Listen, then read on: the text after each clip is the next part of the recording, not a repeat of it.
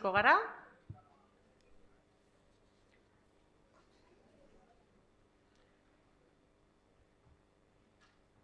Maureen?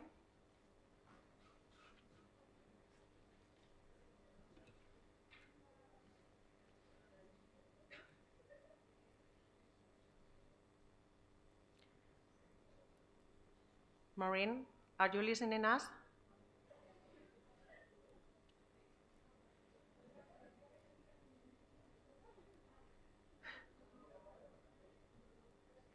Yes. Well, we will start, Egun on guztioi,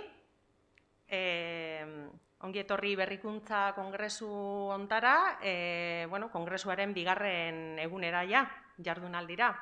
Bai, batzuk agian atzo, amentze bertan izan zineten, beste batzuentzako hause izango da lehenengo momentue, bai, partekatzen duguna. Programan ikusiko zenutenez, bai, une honetan, gurekin Maureen Kelly, doktorearen ponentziari hasiera emango diogu.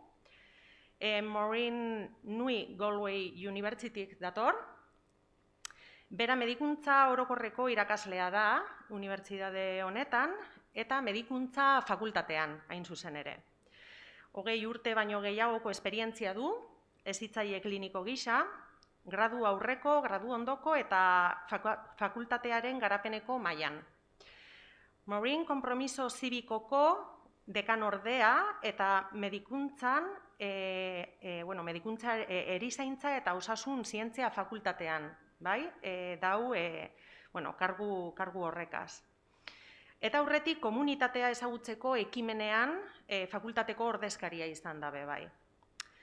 Nire Nui Galway Universitarekin harremana, duela 10 bat urte, hasi zen, bai, doktorego tesi prozesu batean nengola. Irakaskuntza, ikerketa eta, modu berriak ezagutzeko asmoz, bai, unibertsitate berri bat egiteko ezagutzeko asmoz, bai, nere grinak ara eroan ninduten, ezta? Nere grinek. Une horretan, Civic Engagement izeneko eredu berritzaile bat ezagutzeko aukera izan nuen, bai? Alderdi horri buruz, hitz egin zigun, atzo bai, Miguel Ángel Zabaltzak, bai? Unibertsitatetik komunitatearekiko eman alden edo eman beharko zen konpromesu horri buruz hitz egin zigun. Nui Galway University, Civic Engagement horren adibide argia dela, adibide on bat dela esango nuke. Bai? Gainea maila instituzionalian ezarrita dagoen proposamen bat da, hori azpimarratu ahalko genuke. Honengatik guztiagatik gaurko hitzaldia interes handikoa izan daitekela, bai, inspiratzailea izan daitekela, uste dugu, eta hori dela eta Maureen gonbidatu dugu. Apur bat nola funtzionatuko dugun azaltzearren, esatia goizearen lehenengo partian, bai, Maureen hitzaldia entzungo dugule, bai, azken minututan, galdera batzuk bideratzeko aukera izango ditugule, bai, lehenengo partian, berak bere hitzaldia azalduko digu, aurkeztuko digu. Decía, daros la bienvenida a todas y a todos, algunos estaríais ya ayer aquí, ¿sí? Bienvenidas a lo que es la segunda jornada de este Congreso de Innovación. Como habéis podido ver en el programa, en este momento vamos a dar inicio a la ponencia de la doctora Maureen Kelly. Ella proviene de la Universidad Nui Galway. Es profesora de Medicina General en la Facultad de Medicina, ¿sí? De esta universidad, con más de 20 años de experiencia como educadora clínica a nivel de pregrado, posgrado y desarrollo de esta facultad. Maureen es vicedecana de Compromiso Cívico en la Facultad de Medicina, Enfermería y Ciencias de la Salud, y anteriormente ha sido representante de la Facultad en la iniciativa de conocimiento de la comunidad. Mi relación con New Galway University tuvo su inicio hace unos 10 años, cuando estaba en pleno proceso de tesis doctoral. Y bueno, en mi afán por conocer nuevas formas de hacer docencia, de hacer investigación, extensión dentro de la universidad, bueno, nuevas formas de hacer universidad, diría, bueno, todo ello me llevó, ¿no?, a New Galway. En ese momento tuve la oportunidad de conocer un innovador modelo que se conoce como Civic Engagement, un aspecto que ayer también Miguel Ángel Zavala nos compartía, ¿no?, o ponía encima de la mesa. Un espacio de desarrollo y de compromiso que parte de la universidad para con la comunidad, ¿no?, en un trabajo de compromiso y de interrelación. New Galway es un ejemplo claro, un buen ejemplo, diría, de este Civic Engagement. Subrayaré además desde lo institucional, ¿sí? Es por ello que entendemos que el aporte que hoy nos puede hacer Maureen es especialmente interesante y puede resultar inspirador. Señalaba anteriormente que bueno, funcionaremos de manera que primero escuchemos lo que es la conferencia y en los últimos 10-15 minutos pues, tendremos la posibilidad de compartir algunas reflexiones o lanzar algunas preguntas para que Maureen pueda contestarnos. So Maureen, it's your turn. Thank you for being with us today here. Thank you. Can everybody hear me okay, Monica? If I'm speaking now, is that okay? Yeah? Yeah, good. Okay, I'm just going to share my slides here and we get started.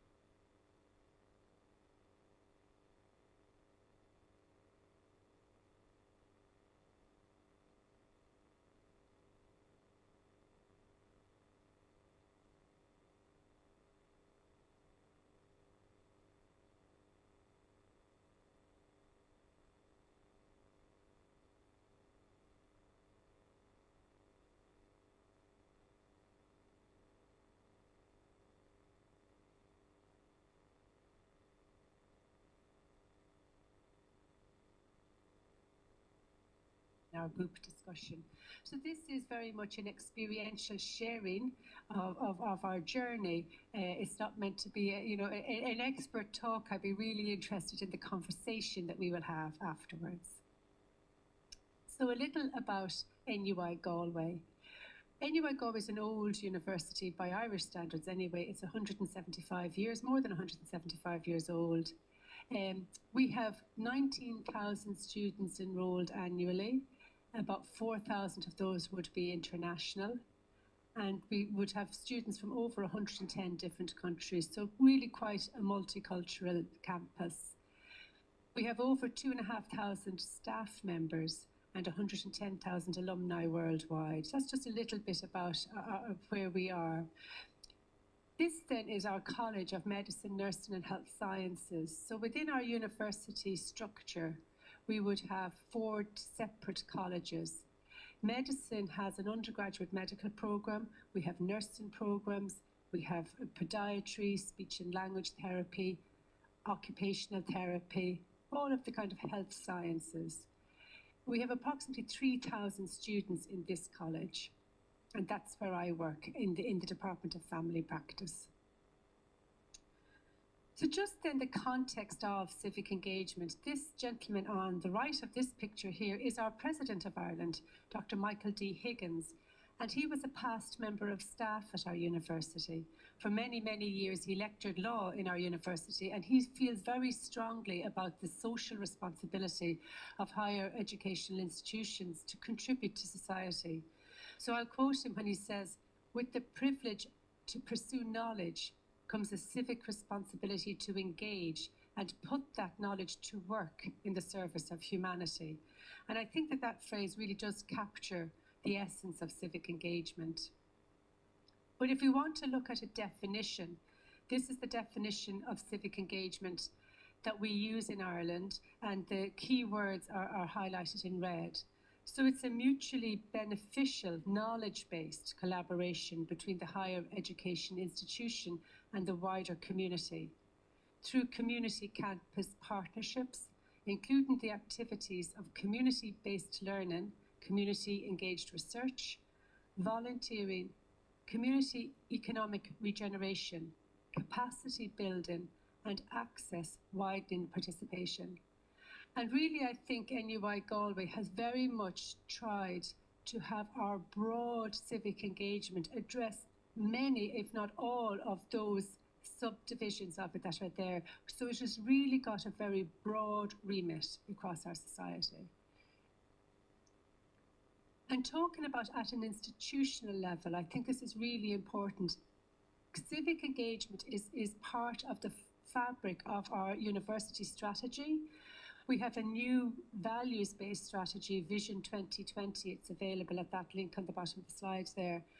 And we look at the values of respect, excellence, and openness and sustainability. So we're a very values-driven university, and civic engagement is core to our vision and mission statements. And we look to be celebrated for our outstanding engagement with wider society, enriched by a dynamic network of partnerships. So I do think it's really important that we have it on high from our leadership and also from the ground, from the people working across the university. So just to tell you a little bit about how it all started. It's 21 years ago, in 2001, the university launched a major project entitled the Community Knowledge Initiative. And this really was about setting out to take this mission and really make it part of the core of our university. So the Community Knowledge Initiative, we call it CKI, just abbreviated. It was funded by this gentleman here, who is an Irish-American philanthropist, an amazing man who really embodies the whole concept of giving while living. He had a company called Atlantic Philanthropies, and he donated $1.6 million, actually euro, I correct myself, euro, to us here in Galway to set up the Community Knowledge Initiative. And this was led for many, many years by my colleague, Dr. Lorraine McElrath, whom I think Monica has worked with through her PhD before. So the purpose of this was to really make civic engagement part of the core fabric of our university. And at the time, in 2001, when it was set up, it was a time of great uncertainty in Ireland. We had just lived through the rise and then fall of the Celtic Tiger. There was a great sense of uncertainty socially, and there was a fear that perhaps universities and higher education institutions were withdrawing from their community contract. And the purpose of CKI was to underpin and realise civic engagement as a core activity of our university. Over the 21 years since it was set up, civic engagement and the role of CKI has absolutely blossomed and grown in our university.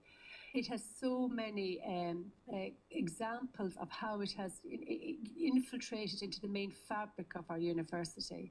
So we can always talk about more of these in the questions and answers, but just to pick out a few.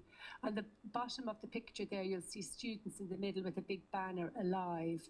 So this is a certificate, a recognition of our students. When they contribute to society, they have to keep a log of all the work that they do. This is through volunteering, and our students will get an Alive certificate if they show that they have had a broad and meaningful contribution in a voluntary capacity to community. We've over 5,500 students now who have been awarded an Alive certificate for volunteering. In terms of partnership on the bottom left there, we have a very big partnership with our local schools right across the region. So we run Youth Academy. Youth Academy is a 6-week program for high-performing primary school children who come into the university every week for 6 weeks and learn about a specific area, be that arts and history, be it medicine, be it computer programming, science. These children are, we specifically encourage children from poor or disadvantaged backgrounds to take part in this, and they are subsidised to do so. So that's a partnership with schools, and again, over 5,000 national school children have taken part in Youth Academy over the last number of years. On the top right there, you'll see University of Sanctuary. So this is a more recent work from CKI, and this was set up in 2017-18 it started. And that seeks to make our university a place of welcome and support for marginalised communities who would not normally find a space in higher education, particularly refugees, asylum seekers and Irish travellers. And NUI Galway is now recognised as a University of Sanctuary, and we run a variety of different supports and scholarship programmes to encourage students from those backgrounds to take part in our university. And last, we also have another example is our Seal Cafe. So Seal Cafe is a social enterprise cafe, which is staffed and run by persons who would not normally find work in this type of field in the hospitality sector. So, for example, perhaps people with learning disabilities or physical disabilities, and they run our Seal Cafe. It is our main cafe in the building for CKI, and it's very successfully run. So there are just some of the examples of what CKI has done over the last 21 years, and we can talk through those more at the questions and answers as well. But CKI didn't just look to working within our university and immediately with our local communities. CKI has worked at a national level and has been quite instrumental in national leadership around civic engagement. So Campus Engage is a national association of higher education institutions in Ireland whose mission it is to support and foster and promote civic engagement throughout all of our higher educational institutions.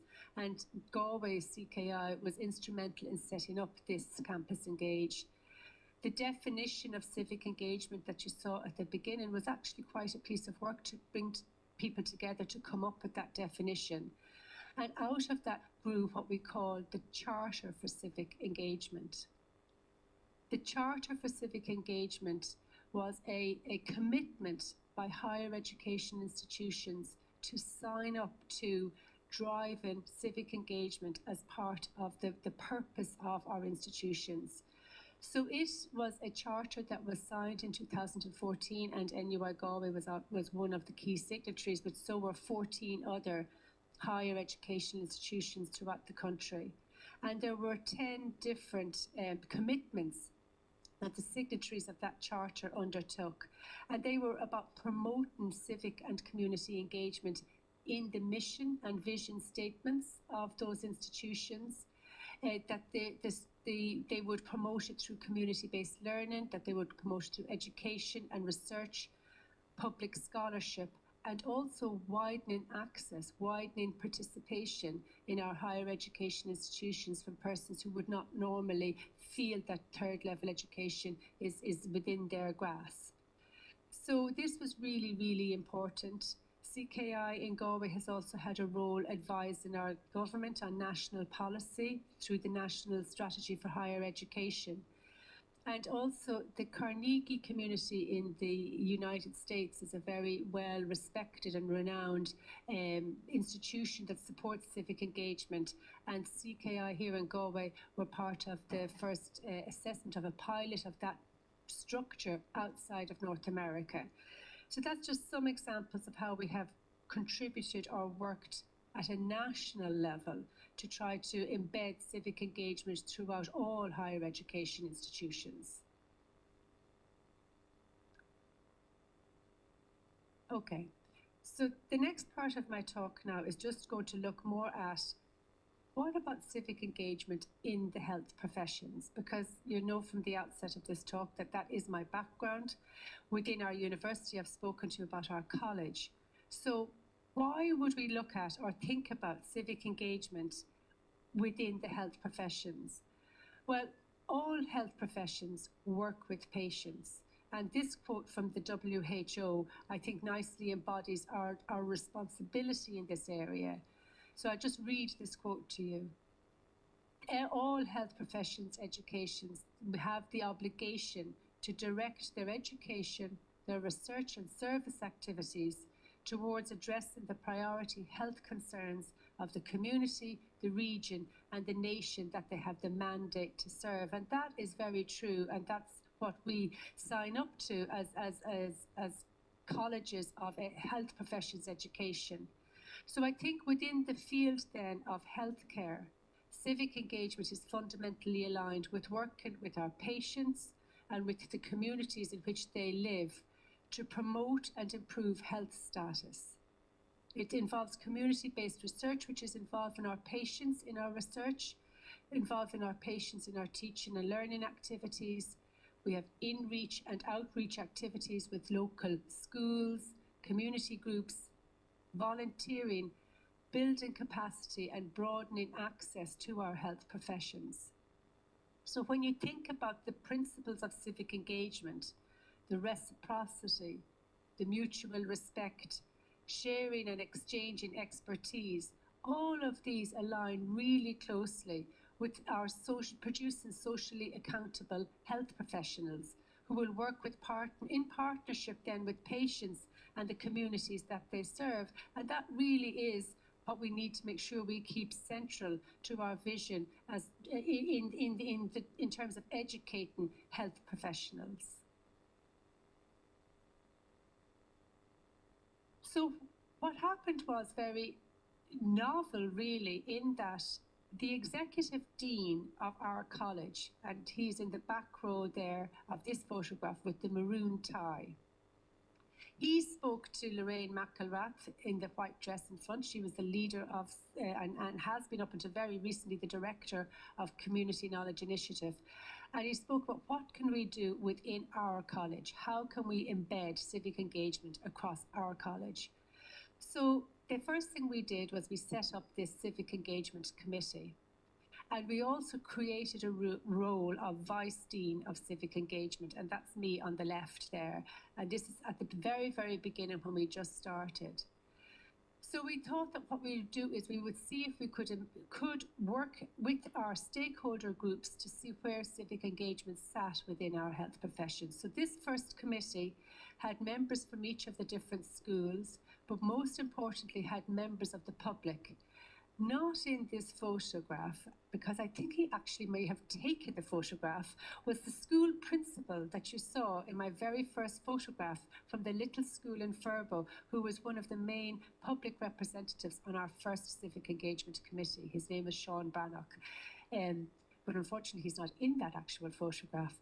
But we had students there, we had undergraduate students, you'll see them there on the right hand side, we had postgraduate students, we had members of our public, and we had members of our college. And this group came together and worked to decide what can we do as a group to support civic engagement.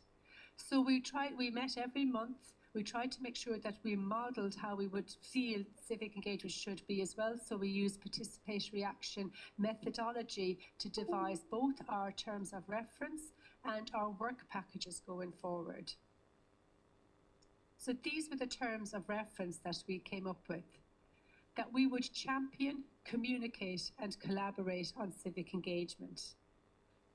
That we would promote specified aspects of civic engagement through the committee as a whole or through sub-working groups of the committee.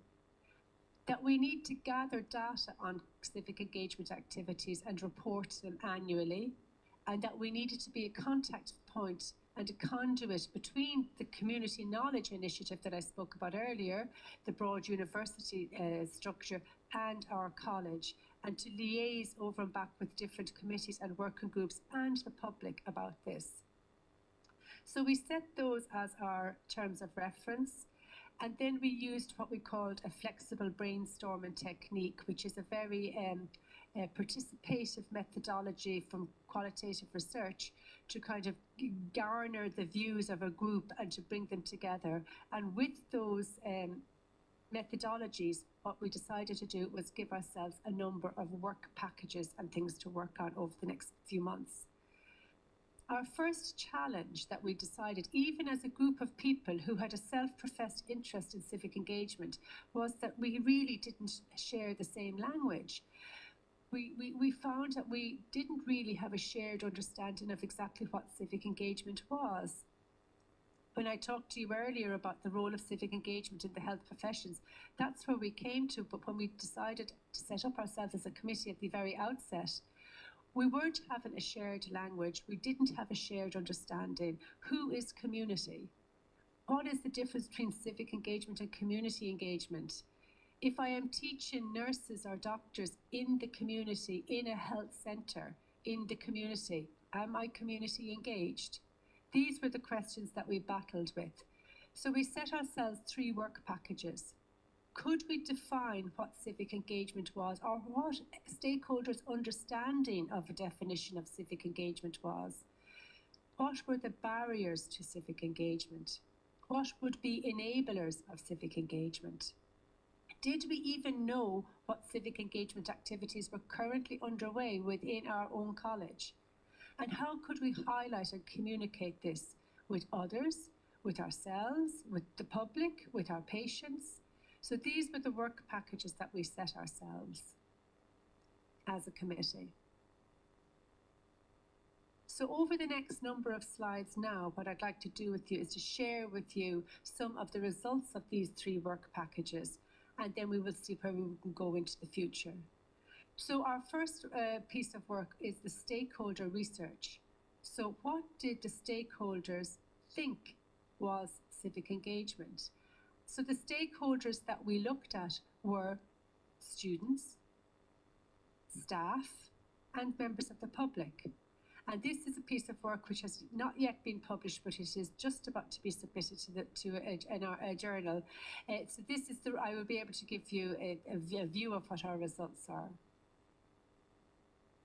So we used a World Cafe methodology to bring together these different groups of stakeholders and ask them 4 questions. Beyond an academic or a technical definition, what does civic engagement mean to you? What principles and qualities underpin it? How supported are you by your department, or if you were a member of the public, by your community, to engage with civic engagement as an individual? And how did people see it evolve into the future? So they were the 4 questions we asked. We had a number of world cafes, and what I will share with you now is the results from those. So 3 themes emerged from this research: the foundations of civic engagement, enacting civic engagement, and sustaining civic engagement. So in terms of foundations of civic engagement, all stakeholder groups described the importance of an individual's own value system as a driver of civic engagement and as a precursor to become civically engaged.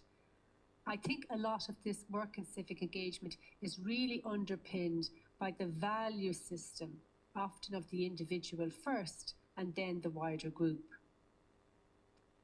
There was a substantial overlap amongst our stakeholder groups about what those values should be: compassion, kindness, caring about others in society, honesty, and trustworthiness. They were all agreed as important values across all stakeholder groups.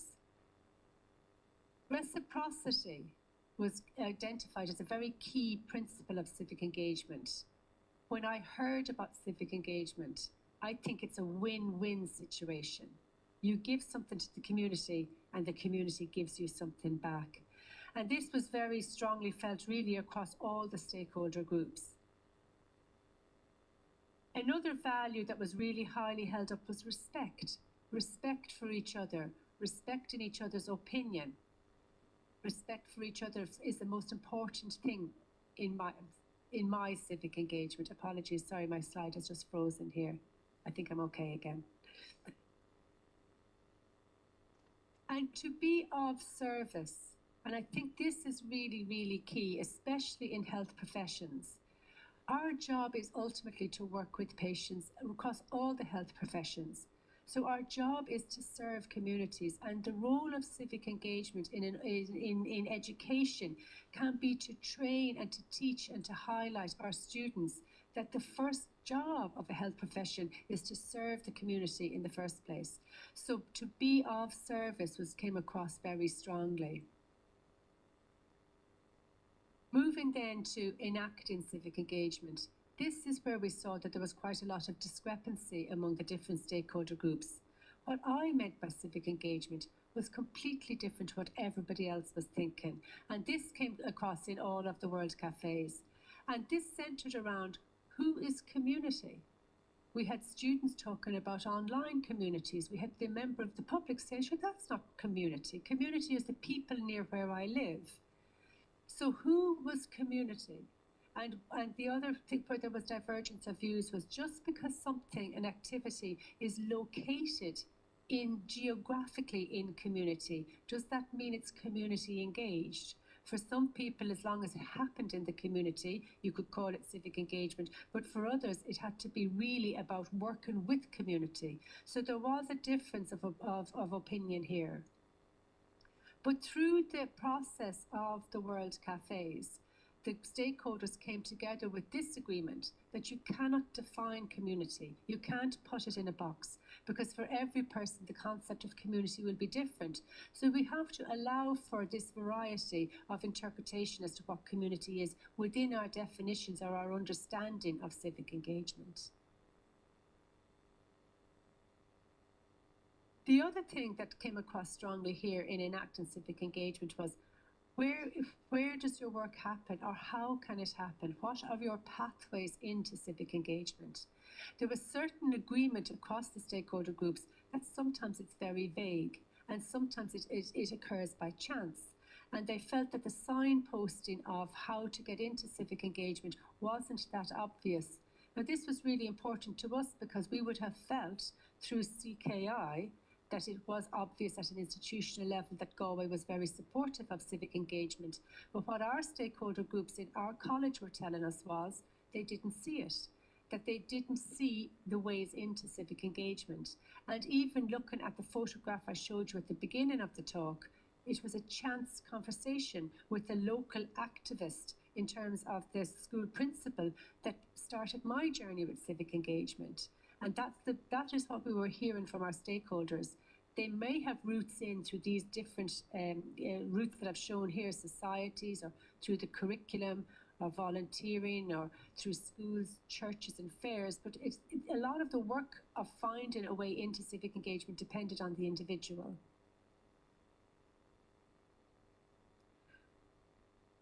Moving on to the purpose, though, of civic engagement, there was definite agreement across our stakeholder groups that in the health professions, the purpose of it was to enhance people's lives in some way, really and ultimately to create a healthy community, and that we could really only do this in partnership with our patients, with their families and the communities that they lived in. So there was great consensus across the group about the purpose of civic engagement. And from the educational side, thinking as an educator, it was about helping students to get a more mature sense of their place in society as health professionals, and a better understanding that health is just not only about the body, that health and disability is often not caused by bodily dysfunction. It's more to do, of course, with society and disadvantage and obstacles faced in society. And that's what this staff member was saying in this quote. And moving to the last theme then, to understand our stakeholders, what do they think about sustaining civic engagement? And certainly they felt there was an awful lot to be gained, personally and institutionally, and that what you gained from civic engagement really gave you the energy to seek it out and to deliver on it. It gives you a sense of satisfaction. You feel like you actually can help people, and because of that, it gives you a sense of empowerment and self-confidence. As you go along the way, you gain more experience and you develop more skills. So this was a student talking about time that they had spent working with patients in a deaf centre. So this strong sense of a benefit in our community, they talked about civic engagement, bridging gaps, bringing people together and bringing communities together. So that was a real benefit to the community. But the problem again was that people didn't see it. They didn't know what they had on their doorsteps. One of the main barriers to civic engagement was lack of knowledge of it. No opportunities to understand that it existed and that it was happening there. I think another important aspect that we were saying, people don't know what they've got on their doorstep. And when we went out to the community and ran our World Cafes in the community, the biggest message that we got from them is, we don't know what you do behind the walls of the university. You need to come out to us and tell us about it more. It didn't come knocking on my door how to be civically engaged, even though we're a clinical profession. I think that sometimes working in the community doesn't mean working with the community, and I went through that interpretation of that a little earlier. But then one of the community members was saying, is there any other way that the public can know about what you do in civic engagement? What if they had an idea? What if they had multiple ideas? Who can they go to? If I have an idea for community-based research, where do I take it?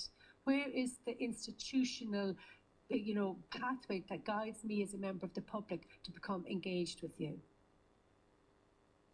So this suggestion came up from our community members, is what about a community engagement liaison officer?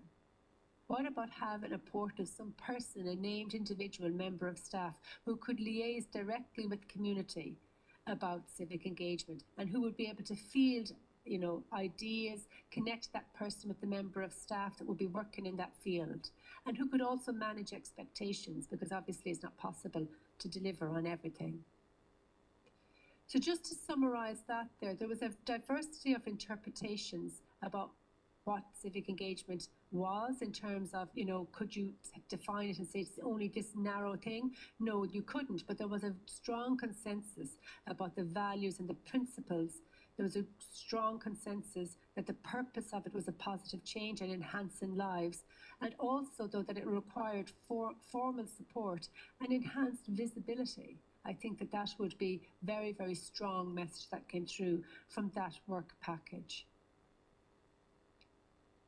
So then our second work package, and I will only go through this fairly briefly, I won't go through this in too much detail, but this was where we decided to run a very ambitious, across all those staff members, across our college, what do they do?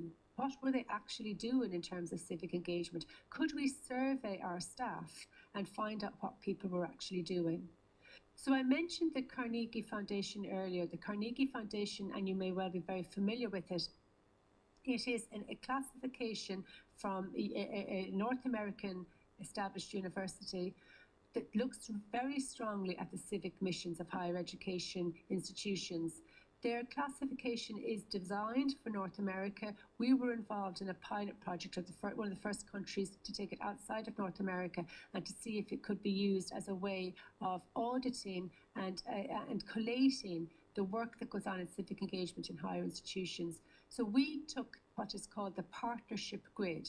This is directly taken from the Carnegie Foundation classification, and we used that to survey our members of staff right across our college. They had to tell us who their community partner was, the purpose of the partnership, the impact that it had on the community and the university, and if there was any funding or formal supports for it. Now, I'm only going to go through this fairly, I mean, it was a very, very detailed report. I'm just going to give you a high-level look at it. I definitely think that we have to say straight out that this was a counting exercise, and not everything that is counted counts, and not everything that counts can be counted. So this came across very strongly. A lot of people were saying, you know, my partnerships with the community don't fit into this grid very well. So just that's a caveat to be careful of. And we knew that, and we definitely did have that as a kind of a limitation of this survey. So we have 3 schools in our college. Everybody conducted their survey. This one was only done on staff. We got them all to fill it in. We gave them a definition of civic engagement. We gave them information from that qualitative survey that we just did as well, that qualitative research, and we brought it all together. So in the end, we had 197 responses. And this was how it broke down. These categories are from the Carnegie classification. So the vast majority of the partnerships happened in the teaching and learning field, and followed up very closely by public events, which would include the Youth Academy that I mentioned earlier, for example, which is an in-reach project where those national school children were coming into the university for 6 weeks. But outreach ones as well, where we would go out, and I will explain an example or two of that to you in a moment as well. So the vast majority of the work that will be happening in partnership with the community was happening through teaching and learning and direct contact either from the public in or us out. We had some work in research, and that has certainly grown since we did this survey in 2019, much less with industry. And then there was a broad group of others. I'll just give you a broad little overview of what that might be in a moment. In terms of research, it was very much around public-patient involvement, and that has actually grown astronomically in the last number of years because NUI Galway has taken the national lead for public-patient involvement in research. So this is a whole area that really, if we did that audit again now, this has hugely grown in Galway University. It's about involving patients, co-creating, co-designing research and partnerships. If you look at industry, that was very small, and 1 or 2 spin-out companies, collaborations with medical devices companies. But again, this has really grown in the last number of years because Galway has taken off in terms of a medical device hub for all of Europe, actually. So it's this is a real growing industry within our health college and within our university. In terms of other activities, a lot of these were based on personal capacity. So members of staff that would be, you know, on a board of a community group, volunteering in a charity organisation as an individual, not bringing in necessarily their university role as such, but as a private individual.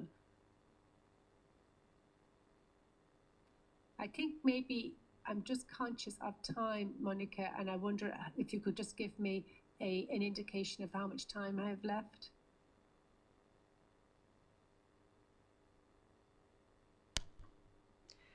Uh, 2 minutes. Okay, I can't hear you, but I'm not quite sure because we had a later start. I can finish on time if you want. I'm conscious that it was supposed to be 9:55 that you go to your next group. If you go on now, Okay.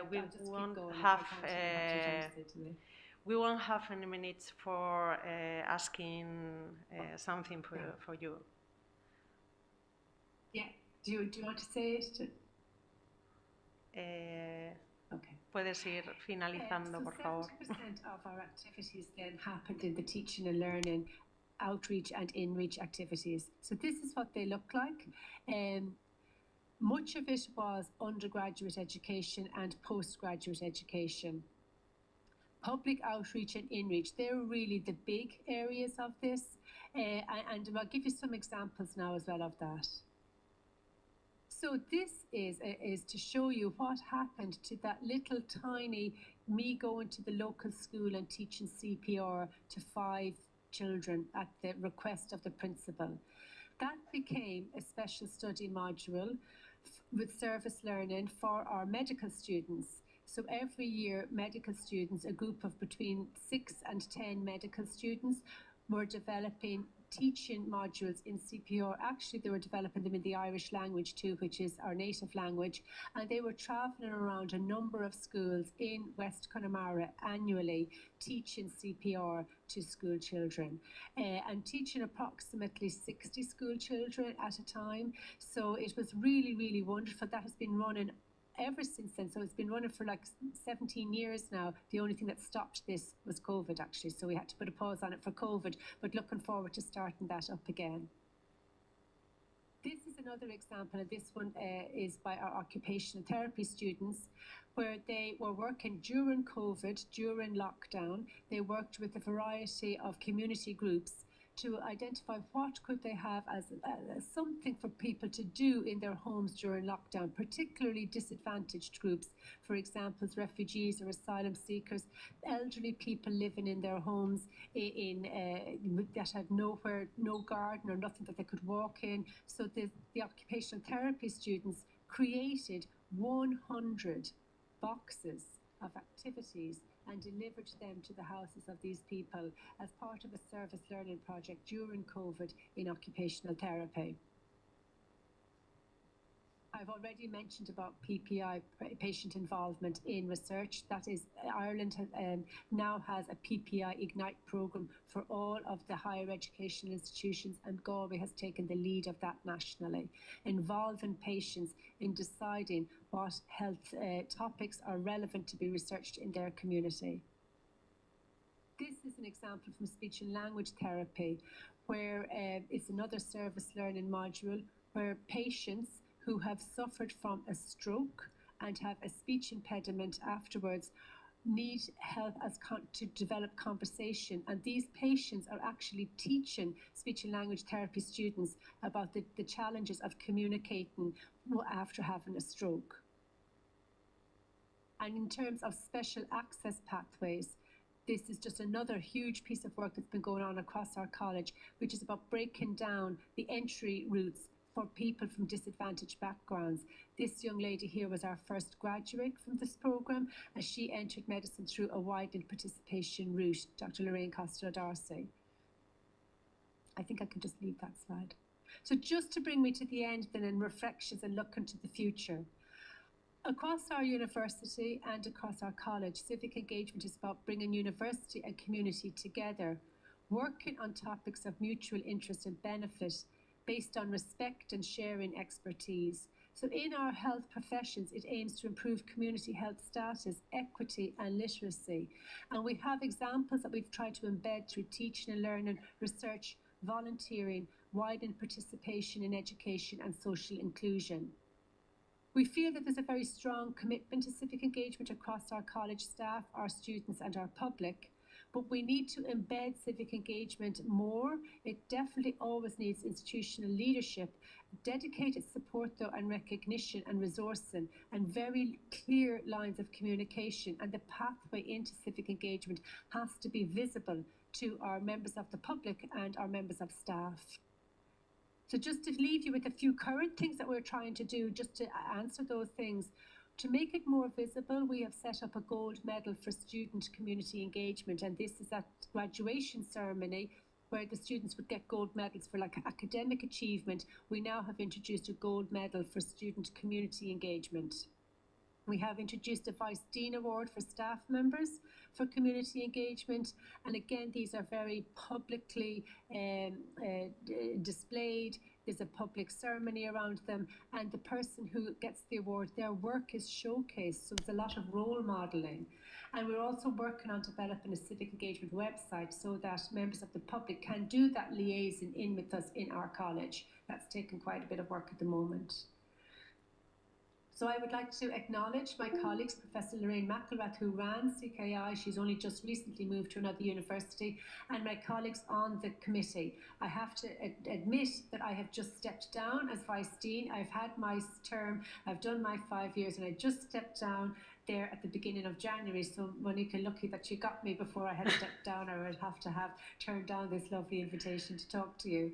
So that is the end of my talk. I hope that I didn't go over time. Thank you. Thank you very much. Thank you very much, Maureen.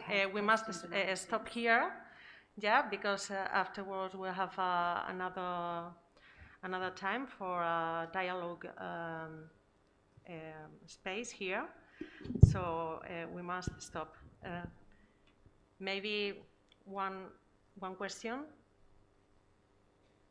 Vamos a dejar espacio solo para una pregunta porque nos hemos sobrepasado ya el tiempo que teníamos para esta primera parte de la ponencia. Sí. Bueno, voy a hacer en español, hola, Moren. En primer lugar, felicitarte por este proyecto que me parece muy interesante porque dais la oportunidad de llevar la investigación básica, transferirla a lo que sería una realidad, ¿no?, de una comunidad, y yo creo que es un elemento muy importante también de cara a la motivación de nuestro alumnado dentro de las facultades. Yo simplemente, como no hay mucho tiempo, te quería hacer dos preguntas. De lo que nos has relatado al principio, me gustaría saber cómo habéis conseguido que esos valores de compromiso cívico se impregnen dentro de la comunidad universitaria, ¿no? Sí que has comentado que iniciasteis una primera sesión abierta de construcción de significados, y después cómo habéis conseguido a nivel de implicación del Gobierno ese compromiso nacional de educación, cómo habéis conseguido implicar a los gobernantes. ¿Vale? Muchas gracias.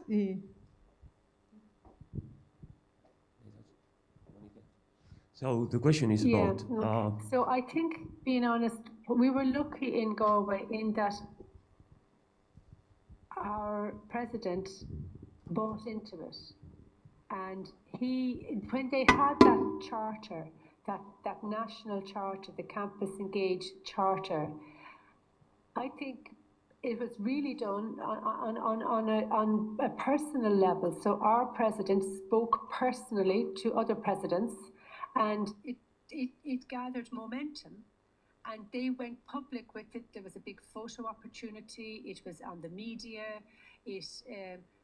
And I think when a certain number of institutions had voiced that they were going to do this, I think that encouraged other institutions to come on board, and 14 of them signed up to that Campus Engage charter. It was a promise as what they should do. And then that people who worked on that then when there was a consultation for the government for the National Strategy for Education, there was a consultation, and those institutions that had signed up to that submitted into that national policy document. So I think it was a combination of media coverage so that it got traction, role modeling, networking, and I guess probably just hard work on the part of the people who took the time to send in all these written submissions and to make it heard. So politically, I think it was a combination of those factors.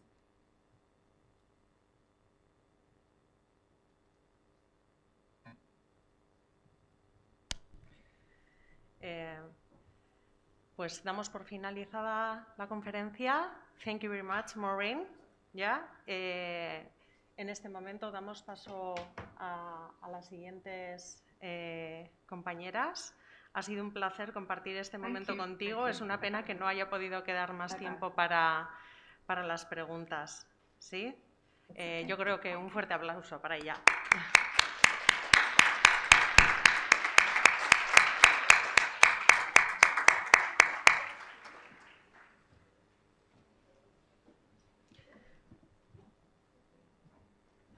Bai, zuek jarraituko duzue?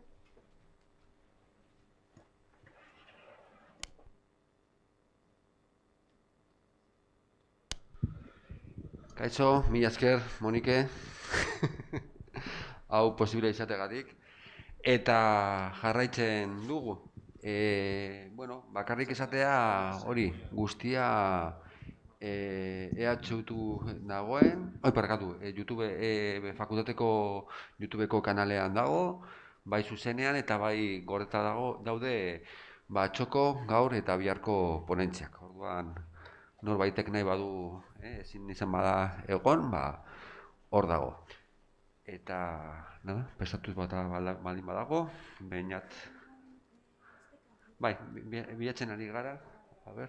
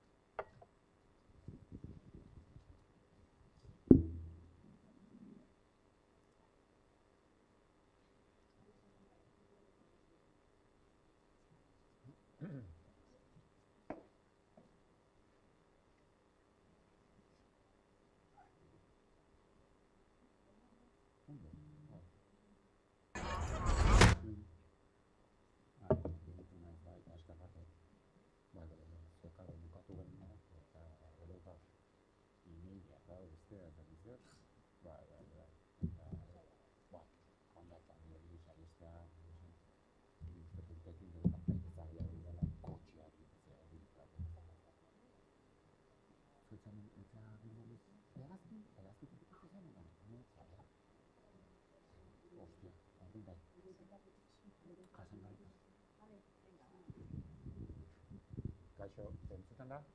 Bai? Ez du maten, ez? Bai? Ez dakit. Bai? Entzuten da? Horai bai? Bai, ematen du bai, ez?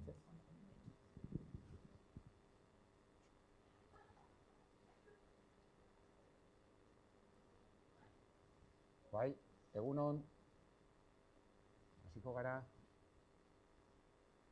Bueno, entzuten zait ongi? Vale, ongi, eskerrik asko. Vale, hasiko gara mahai inguruarekin. gaur orain daukagun mahai inguruaren gaia, programan ikusiko zenuten moduan, hezkuntza, berrikuntza eta gizarte erantzunkizunari dagokion mahai ingurua da, bai? Horretarako, mahai inguru horretan aritzeko ditugu hemen bi gonbidatu, bai? Nik uste dut askotan jotzen dugula gure unibertsitatetik kanpora erreferenteen eta adituen bila, baina batzutan ez gara konturatzen etxean bertan baditugula gai hauetan esperientzia luzea eta jakituria duten pertsonak. Eta gaurko mahai inguru honetan, hain zuzen, baditugu bi gonbidatu nik uste aipatzekoak eta lujo bat da, beraiekin hemen egotea eta zuek entzutea, bai? Decía que las dos invitadas que tenemos hoy en la mesa redonda son dos referentes, cada una en su ámbito, en cuanto a lo que es la innovación educativa y la responsabilidad social, ¿no?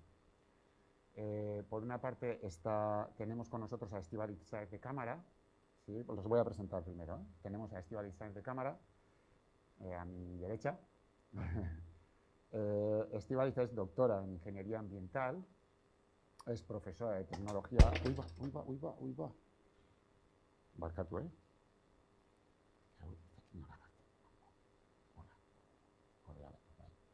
Es profesora en Tecnologías del Medio Ambiente en la Escuela de Ingeniería de Bilbao. Es miembro del Grupo de Investigación Atmosférica de la UPV. Desde el 2017 es directora de Sostenibilidad y Compromiso Social en la UPV, ¿sí? Y representa a las universidades del sistema vasco en el Foro Multiagente para la Transición Social y Agenda 2030 del Gobierno vasco. A mi izquierda tengo a Nekane Beroki, profesora de esta facultad, ¿sí? Doctora también y doctora en el programa de psicodidáctica. Es profesora de esta facultad en el grado de Educación Social, ¿sí? Es miembro del equipo de investigación CIDEON y es, desde no hace mucho, pero ya lleva su tiempo, es responsable y directora del Servicio de Orientación para el Profesorado de la UPV, ¿sí? De Innovación Educativa, ¿vale? Por lo que veis, son dos personas que son referentes, cada una en su ámbito, y por lo tanto creo que va a ser muy interesante poder debatir con ellas, cada una desde su perspectiva, y también cómo se interrelacionan dos ámbitos que tienen una estrecha relación, ¿no?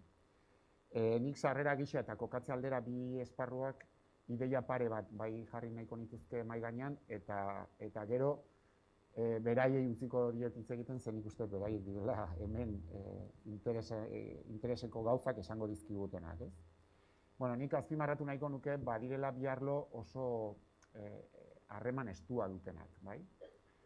Garbi dago gizartea eta mundua eraldatze etengabeko batean dagoela, eta eraldatze horrek berrikuntzak suposatzen dituela, ez? Berrikuntzak esparru askotan, bai? Eta hezkuntza mundua ezin da hori gabe ulertu gaur egun. Hezkuntza berrikuntzaren esparrua bada berez gertatu beharko luken zerbait eta gertatzen ari den zerbait, ez? Zentzu horretan berrikuntza horrek ez duke zentzurik izango ez bada gizarte erantzunkizunarekin lotutako berrikuntza bat. Gizarte erantzunkizunarekin ez badugu lotzen, berrikuntza hori segurazki funtsa edo zentzua galduko luke. Beraz, bi esparru horien lotura egin hasieratik identifikatuko nuke. Está claro que vivimos en un mundo donde, bueno, pues, los hábitos de consumo que tenemos, los hábitos de producción, el mundo lo estamos llevando a una situación de serios problemas de sostenibilidad, ¿no?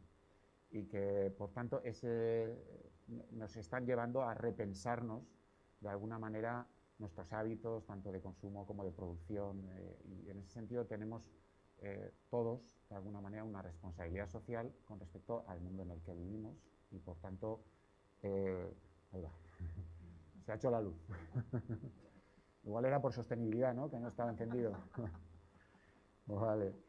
Decía que, bueno, que ese repensarnos y adaptarnos un poco a las demandas del mundo en el que vivimos y a los límites que este mundo nos está mostrando un día sí, el otro también, van encaminados desde el punto de vista de la sostenibilidad con la innovación. No tiene ningún sentido tampoco sino la innovación está viniendo también en ese ámbito, ¿no? En el ámbito de la responsabilidad social. Nik uste dut bi aditu hauen elkarrizketa honetan ikusiko dugula bi esparru horiek nola erlazionatzen diren, bai?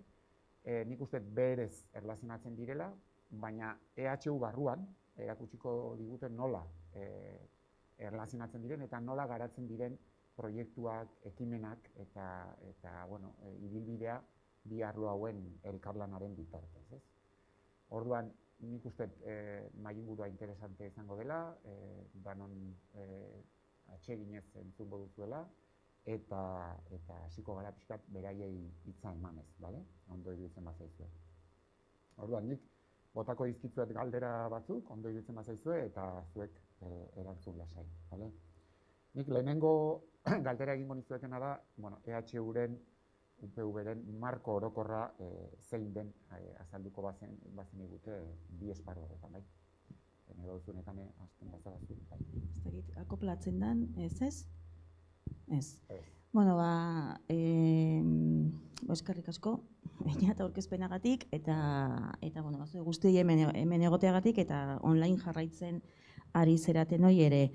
Bueno, EHU-ko markoaz hitz egiteko, nik erreskatatuko nuke oinarrizko ideia bat dagoeneko ja kongreso honetan atzotik askotan irten zaiguna, ez? Eta da zuzen ere, bueno, unibertsitateen zentzua zein dan, ez? Eta nola egon behar diren unibertsitatea ezin dela ulertu kokaturik dagoen testuingurutik kanpo, ez? Gizarte aldatu ala, unibertsitateak aldatu behar du, eta bueno, nabarmena da, ez? Esan daitez dut gehiago errepikatu ideia, atzotik gainera askotan errepikatu dugun ideia bat delako, ez? EHU-ren kasuan, bueno, alde batetik noski gizartea mundu mailan, ez, globalizazioaren ikuspegitik, aizkeren gurretan deno dakigu nola ari den eta zenbat aldatu den, jasangarritasunaren ikuspegitik, eta abar, eta baita, bueno, egia da baita ere, orain dela 15 bat urte, Goi-Mailako Hezkuntzaren Europako esparrura egokitu behar izan zirela Europa mailako unibertsitateak, ez? Unibertsitate guztiak eta EHU barne noski. Eta bai da egia, momentu hura, nolabait ere, aprobetxatu zela EHU-n berariazko hezkuntza eredu propio bat definitzeko, ez? Atzoko mahai inguruan, egia da, hezkuntza fakultatean esperientzia kontatu zela ez, baina egia da, hezkuntza fakultateetan momentu horretan eman ziren aldaketak kokatzen zirela, benetan EHU-n ere eredu propio bat definitu zelako momentu horretan, edo hasi zelako gutxienez definitzen, ez? IKD ereduaz, ari naiz hitz egiten, segurazki, ikaslei igual etzaizuan ezaguna egingo, baina, irakasle hoi, segurazki baietz, ezta? IKD eredua ikaskuntza kooperatibo eta dinamiko bezala ezagutzen deguna. Eredu hau UPV-HUko gobernu batzarrak onartu zuen aho batez 2010ko apirilean. Eta orduz geroztik, titulu ofizialen kurrikulunak garatzeko oinarri bezala hartzen da. Eta, martxan dago, ez? Martxan dago eta garatzen ari da 2012-2017ko plan estrategikotik aurrera. IKD eredua, zeintzu dira? IKD ereduaren ezaugarriak edo nabarmenenak, azpimarratuko genituzkenak. Alde batetik, IKD ereduak ikaslea jartzen du, irakaskuntza edo ikaskuntza prozesuaren fokoan, oinarrian. Ikasleei ematen zaie, zentzu honetan, ikaskuntza prozesuetan protagonismoa, Eta oinarrizko printzipioa da, ikasleak egiten duena da oinarrizko printzipioa, eta esainbeste irakasleak egiten duena, ez? Hor dago fokoa. Beraz, momentu horretan aldaketa importante bat izan zen. Alde batetik, eredu dinamiko bezala ulertzen da. Lehen esan dugunagatik, errealitatea aldatzen doan enean, eredu malgu bat behar dugulako, ez? Errealitatera egokitzen lagunduko diguna. Plurala baita ere. Eta hau ere oso importantea da, batez ere gurea bezalako unibertsitate batean, ez? Oso handia da, oso pila bagara, fakultate pila bagara, jende pila bagara, barne errealitate ezberdinak bizi ditugu, eta oso importantea da baita ere eredu plural baten aurrean, edo, bintzat, berme edo, garantia hori edukitzea, ez? Daukagu eredu orokor bat, baina, malgutasunez, ez? Egokitzeko aukera eman beharko ligukena. Eta benik azpimarratuko nuken beste ezaugarri importante bada lankidetza, ez? Lankidetzan oinarritzen den eredua da, bai edo bai, ez dago beste aukerarik. Eta lankidetzaz mintzo naizenean, mintzo naiz EHUko eragile guztietaz. AZTAPeko kideak, ikasleak, irakasleak, eta abar. Eredu hau aurrera eramateko, momentu hartan baita ere, nolabait ere definitu ziran edo identifikatu ziran, zeintzuk izan behar ziren garapen ildo nagusiak, ez? Hau eredu aterki orokor bada, aterki hau edo eredu orokor hau garatu ahal izateko, non jarri beharko genuke fokoa, ez? Zertan lan egin beharko genuke. Eta hor, identifikatu ziren, segurazki ezagun egingo zaizue, ikaslei ez dakit, baina EHUko horrian sartzen baldin bazerate ikaden ikusiko duzue, EHUko karramarroa, ez? Karramarroan nola agertzen diren 4 garapen ildo nagusi bezala, ez? Alde batetik, heziketa aktiboa, lehen esan dugun bezala. IKD ereduak ikaslea jartzen du oinarrian. Ez, beraz, hemen IKD ereduak esan nahi du ikaskuntza prozesuetan metodologia aktiboekin lan egin behar dugula edo lan egin beharko genukela gutxienez. Hori alde batetik. Bigarren garapen ildo nagusi bat lanbide garapena izan da baita ere. Hau da, IKD ereduan lan egiteak ikusiko dugun bezala aldaketa badakar. Txip edo aldaketa badakar. Batez ere, bai ikaslentzat eta baita irakasleontzat ere, eta AZTAPeko kideentzat ere bai, aldaketa badakar. Beraz, honek formazio bat eskatzen du baita ere. Bertan lan egiten dugun profesionalak formatu behar gera eredu berri honetan lan egiteko. Eta hor, beste hildo nagusi bat dago irekita baita ere. Beste garapen hildo importante bada lurralde eta jendarte garapena. Eta, hemen oraintxe Mauren zan, ez da? Mauren aipatzen zuen bezala, honekin lotuko nuke, ez? EHU txertatua dagoen komunitatearekin. Eta hor, EHU Euskadin kokatua dagoen unibertsitate bada, 3 lurralde historikoetan oso presentzia esanguratsua daukagu, eta unibertsitate publiko bagara. Beraz, zentzu horretan, kokaturi dagoen territorio honi, lurralde honi zor gatzaio, nolabait esatearren, ez? Eta zerbitzu publikoaren zentzu hori oso garbi eduki behar dugu une oro. Eta IKD ereduak hori barneratzen du, hori du abiapuntu eta garapen ildo nagusi bezala, ez? Eta 4. garapen ildo importantea izango litzateke baita ere garapen instituzionala. Eta honetaz gero xiore hitz egingo dugu apurtxo bat gehiago, baina garapen instituzionalak esan nahi du, IKD ereduaren garapena ez da irakasleon kontua bakarrik. Ez da bakarrik metodologia aktiboak aplikatzea. IKD ereduak esan nahi du edo implikatzen du unibertsitatea ulertzeko eta unibertsitatean egoteko modu bat. Eta hori da kultura aldaketa bat. Eta horrelako aldaketak ezin dira egin bakarrik sektore batetik abiatuta. Esan nahi zut, irakasleon metodologia aktiboak martxan jarraitzazkigu klaseetan, baina horrek ez du esan nahi IKD eredua garatuko dugunik. IKD eredua garatzeko benetan behar da garapen instituzional global bat. Eta orokor bat. Eta hau da, 4. garapen hildo bat, irekita dagoena, eta gero apurtxo bat gehiago agian sakonduko duguna, ez? Eta, esti? Bai, Nahi badezu... pasako diogu hori hitza, da. bai. Nahi badezu horrengo...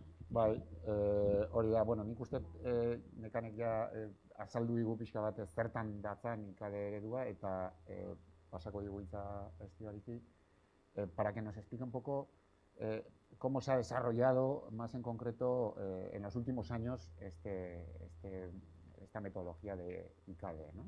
Y qué ha supuesto dentro de la UPV ese desarrollo. Vale, bai, eskerrik asko beina eta eskerrik asko Israel eta hemen zaudeten guztioi agontolatzeagatik eta bertaratu zareten hoi eta olain jarraitzen duzuen pertsonei. Nekanek aipatzen zuen txip aldaketa bat. Garapen honetan nik proposatuko dizuet sistema operatibo osoaren aldaketa bat. Bai, buelta bat eman diogu IKD estrategia horri. Os voy a explicar un poco la necesidad que vimos por el contexto de darle una vuelta a IKD y además porque habíamos avanzado bastante con ese modelo y estábamos en una situación que nos permitía dar un salto más, ¿no? Ya del chip al sistema operativo en el año 2017-18. El cambio, la relectura de IKD a IKD y al cubo IKD y Berriru vino motivada por un lado por la aprobación de la Agenda 2030 de Naciones Unidas en el año 2015. Es un plan que se aprobó en la Asamblea General, que firmaron 169 países a favor de las personas, del planeta y la prosperidad. Y, por supuesto, con intención de fortalecer la paz universal y las alianzas entre los diferentes agentes. Este plan, en el año 2015, se aprobó en un momento de crisis sistémica, o lo que en ese momento pensábamos que era una crisis sistémica. Os invito a la reflexión de dónde estamos ahora, ¿no? En una crisis súper sistémica, con disrupciones tecnológicas, con un colapso ambiental que se ha acentuado todavía más, con movimientos feministas, con muchísimas desigualdades y que planteaba una hoja de ruta para el cambio, con 17 objetivos de desarrollo sostenible y con 169 metas. Los objetivos os sonarán, os deberían sonar si cuando entráis aquí a la facultad, en la entrada os fijáis un poco en lo que hay alrededor, no vais mirando el teléfono móvil. Son estos iconos de colores que podéis encontrar en las entradas, no solo de este centro, en todos los centros de la UPV. Y os sonarán también porque es un pin de colores que suelen llevar muchos políticos, políticas en la solapa, también otras personas. Pues para la UPV los ODS no son un pin en la solapa y desde que se aprobó nos comprometimos con esta agenda en un primer paso de forma informalmente. La aprobación de la agenda coincidió con un momento de cambio en el equipo rectoral y con otras prioridades en ese momento, pero inmediatamente después empezamos un proceso de reflexión de qué podíamos aportar a esa agenda, puesto que era la primera que interpelaba a la educación superior y qué nos podía aportar la agenda, aquí con una visión no egoísta, pero hicimos esa doble reflexión. Aportar a la agenda mucho. En las universidades si algo tenemos es conocimiento y hace falta movilizar ese conocimiento para alcanzar esos 17 objetivos de desarrollo sostenible. Necesitamos construir una sociedad inteligente y aquí que veo mucho alumno o mucha alumna y seréis futuros educadores, esto no nos corresponde solo a nosotras como profesoras, sino que a vosotros también. Una sociedad inteligente, comprometida con un mundo mejor para el planeta, para las personas. Por un lado eso, pensamos que podíamos contribuir mucho y pensamos que también la agenda nos podía aportar muchísimo. Es una hoja de ruta compartida no solo por las universidades, también por los gobiernos, por la sociedad, asociaciones, tercer sector. Y utilizar esta hoja de ruta con retos comunes y compartidos con otros agentes nos iban a permitir entendernos, que no es fácil como primer paso, y después trabajar de forma colaborativa. Así que emprendimos ese proceso de ver cómo traer esa agenda, que a menudo dicen que es de Naciones Unidas, no es de Naciones Unidas, la Agenda 2030 es la agenda de todos y de todas, cómo traerla a la UPV. Empezamos un plan colaborativo con diferentes personas, incluido alumnado, esa reflexión, y miramos un poco alrededor para ver cómo lo habían hecho otras universidades. Vimos que ninguna a nivel estatal se había atrevido y dijimos vamos a ser valientes y fuimos la primera universidad en integrar en su estrategia la Agenda la Agenda 2030. Para ello, lo primero que hicimos fue un mapeo, ver lo que ya estábamos haciendo, porque como otras organizaciones vimos que no empezábamos de cero, nadie empieza de cero. Hacemos muchas cosas, ponemos en marcha muchos proyectos que están, sin saberlo, aportando a la agenda. Os pasará también a vosotros y vosotras que, bueno, cambios de hábitos que adquirís, propuestas que hacéis, seguro que aportan a la agenda. Aquí vimos que había un gran número de programas que estaban aportando, pero cada una desde su servicio, desde su choco, desde su entorno, no estaban conectadas. Entonces, el resultado de ese mapeo fue, por un lado, bueno, porque ya no empezábamos de cero, pero empezábamos con esas iniciativas que no estaban interconectadas. El segundo paso que hicimos fue concretar. Cuesta mucho traernos 17 objetivos que nadie cuestiona. ¿Quién no quiere acabar con el hambre en el mundo? ¿Quién no quiere actuar contra el cambio climático? Todos queremos aportar y hacer. Ahora bien, ¿cómo? ¿Cómo lo hago yo desde mi posición de futuro educador, futura educadora, profesora, investigadora, administrativo, un departamento? ¿Cómo puedo aportar a ella? Y aquí lo que sí que tuvimos claro es que queríamos llegar a una propuesta muy concreta, aterrizada, palpable, visible, porque si no nos cuesta comprometernos. Así que lo que hicimos fue, de los 17 objetivos, que nos parecieron muchos, escoger aquellos en los que podíamos aportar a medio plazo, hasta el 25, y ahí, bueno, pues como en vuestro caso con la evaluación continua, íbamos a hacer una evaluación y ver cómo íbamos y si podíamos avanzar más o seguir comprometidos con esos.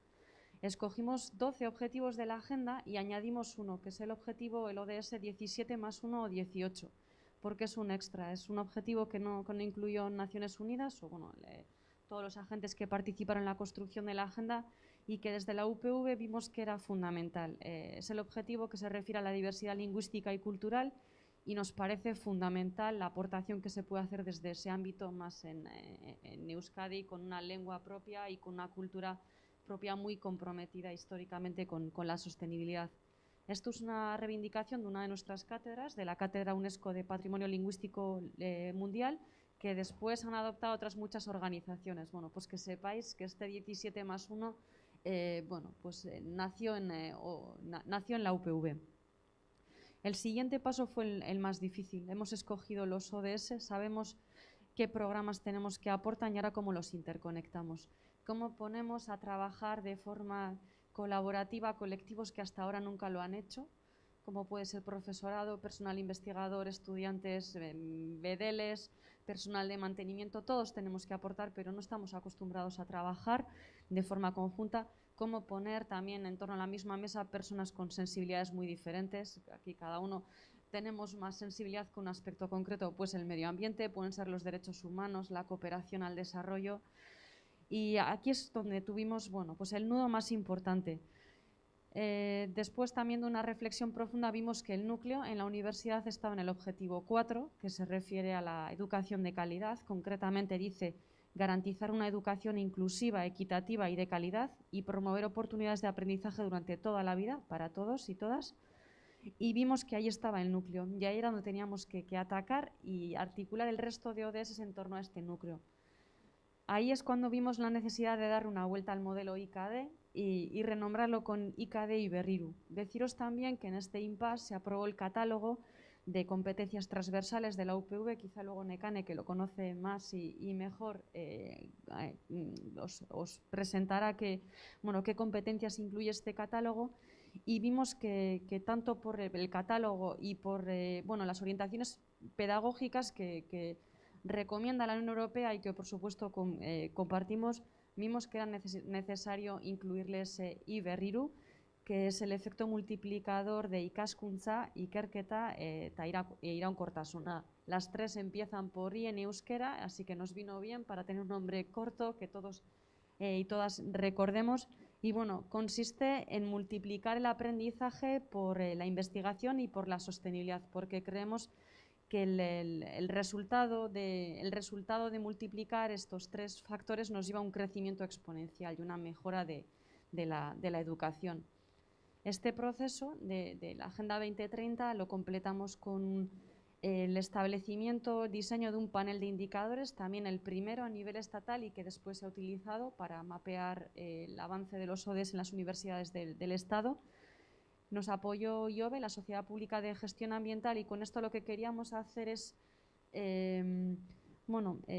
hacer visibles, palpables los avances y también los retrocesos con los ODS. Hemos visto algún avance, pero no podemos sacar conclusiones porque ha coincidido con los 2 años de pandemia. Entonces, bueno, sí que vemos ligeros avances y vemos dónde debemos poner más fuerza y dónde, bueno, vamos en buen camino, pero no podemos extraer conclusiones importantes. Todo eso también está publicado en la web de la UPV. Desde la portada podéis acceder a la agenda.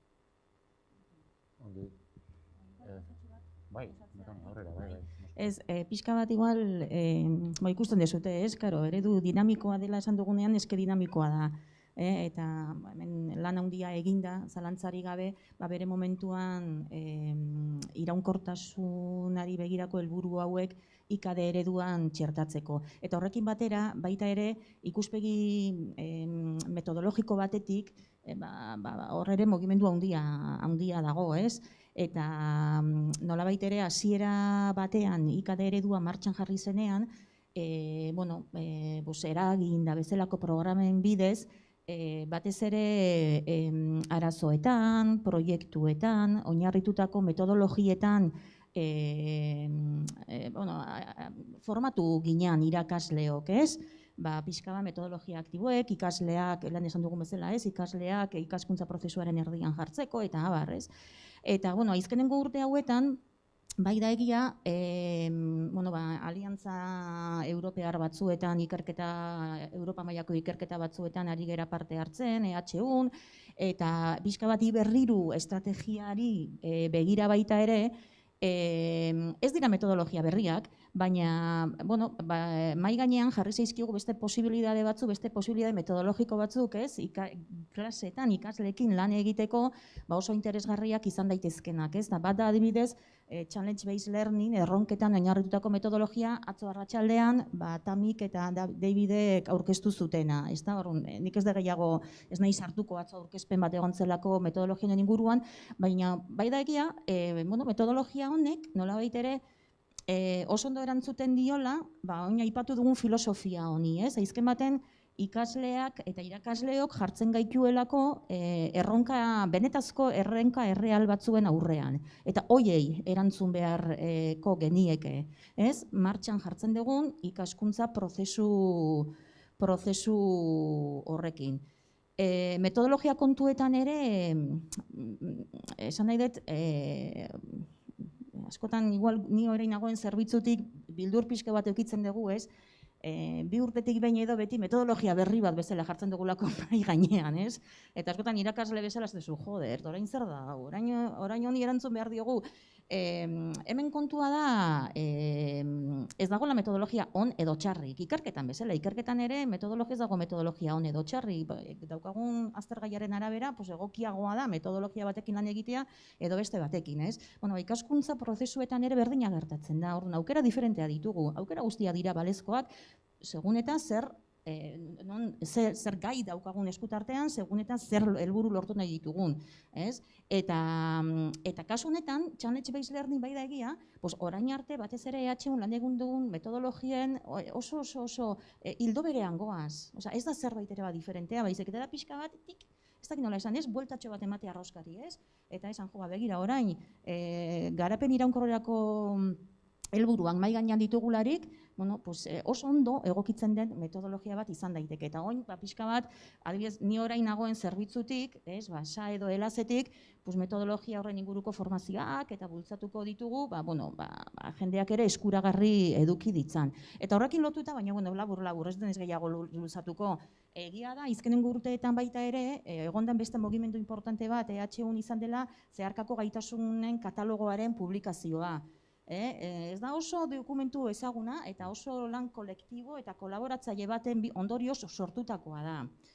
Norbaitek nahi balin badu, SAEko web horrian adibidez hor dauka, eskuragarri dago katalogoa euskeraz eta erderaz, eta hor zehaztu ziren EHUko zeharkako 8 gaitasunak, baita ere nolabait ere lotura zuzena dutenak komentatzen ari garen guzti honekin. Hori da nik.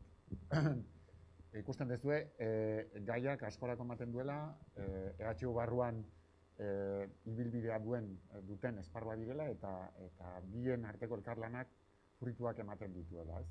Nik pixkat aurrera egitearren eta gauza zehatzagoetan aritzeko galdetuko nizueke biei eta zuek erabakitzen daia zertan gauzatzen den hau ikuspegi zabala hau eta marko guzti hau EHU barruan, ez? Ze proiektuetan, ze ekimenetan gauzatzen den. Orduan, nahi dutzen dela. Vale, programa ezberdinak daude eta egia da horietako batzuk elkarrekin jarri ditugula martxan. Horietako, azaldu nahi dudan lehenengoa Campus Bizialab SAEK eta iraunkortasun arloko zerbitzuak martxan jarri genuen 2017an. Nik bi komentatuko dizkizuet beste programa gehiago ditugu, baina potoloenak bi dira, Campus Bizialab eta Gazte-Empatia. Campus Bizialab, seguro que muchos igual lo conocéis, incluso habéis participado, o al menos lo habéis visto por ahí. Es una iniciativa que derivó de la participación de la UPV en un proyecto Erasmus University Educators entre el 2013 y 2016. Y después se dio la oportunidad a 4 universidades a que lo pusiéramos en marcha. Es un Living Lab en el que invitamos al profesorado, al personal de administración y servicios y al alumnado a que propongáis vuestros propios proyectos que contribuyen a la sostenibilidad de la UPV. Lanzamos 8 grandes retos, tan variados como, y no penséis en la sostenibilidad ambiental, que es una tendencia muy común. Aquí tienen cabida muchos proyectos, desde la transición energética y el cambio climático, economía circular, infraestructuras, planificación urbanística, a educación para la transformación, universidad saludable, cultura y sostenibilidad. Es decir, los retos son muy abiertos. Y aquí lo que os invitamos es a que nos hagáis propuestas para llevar a cabo en un curso académico. El programa se puso en marcha en el curso 2017-18, sí. Estamos ya en la 5ª edición, es un programa consolidado y hay proyectos que después perduran en el tiempo porque ven que tienen un nuevo reto, una nueva idea o quieren seguir desarrollándolo y otros completan el proceso y acaban. Este curso académico hay en marcha 29 proyectos con 400 personas. De ellas 100 sois alumnos, alumnas, sobre todo que lleváis a cabo vuestro trabajo fin de grado, trabajo fin de máster en el marco de estos proyectos. Para explicaros el otro programa y para hacer un poco no un parón, porque el vídeo os va a absorber. Para explicaros Gazte-Empatía vamos a proyectar un vídeo. Gazte-Empatía es un programa que pusimos en marcha con Euskal Fondoa, que es la Asociación Vasca de Entidades Cooperantes, y mediante este programa tenéis la oportunidad de hacer vuestro trabajo fin de grado o de máster en los proyectos que tiene en marcha Euskal Fondoa en países de Centroamérica y Sudamérica, en Colombia, en Nicaragua, El Salvador y en Guatemala. Y yo creo que lo mejor son las imágenes.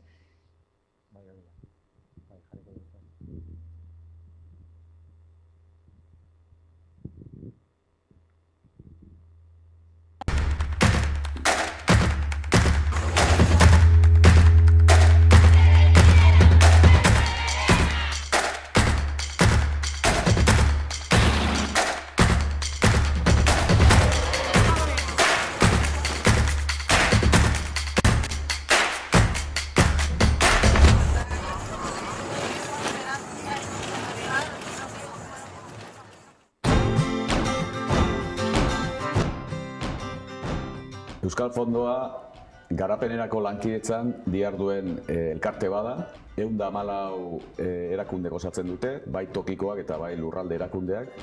Euskal Herriko Unibertsitateak eta Euskal Fondoak duela 15 urtetik hona elkarlanerako programa bat mantentzen dute. Gazte-Empatía es un proyecto intercultural en el que se da la oportunidad a aquellos alumnos y a aquellas alumnas que tienen inquietud por trabajar y por ahondar en la cooperación al desarrollo en proyectos que están en marcha. Erdialdeko Amerikan Euskal Fondoak laguntzen dituen tokiko prozesuetara bideratu nahi izan ditugu beka hauek eta praktika hauek. La primera semana hemos trabajado con los niños en los diferentes municipios de la franja norte transversal de Guatemala. Gazte-Empatía forma parte dentro del programa de trabajos fin de grado y de prácticas que la Universidad del País Vasco viene desarrollando desde el año 2003. No obstante, Gazte-Empatía aporta valores adicionales a este programa. Son proyectos abiertos porque el alumno, si bien va con un plan de trabajo concreto, en función de la situación que encuentre allí y de su formación y de lo que pueda aportar, modifican durante su estancia. Lo que estudias tú electivamente no tiene nada que ver con temas de cooperación y me parece algo que personalmente creo que te forma.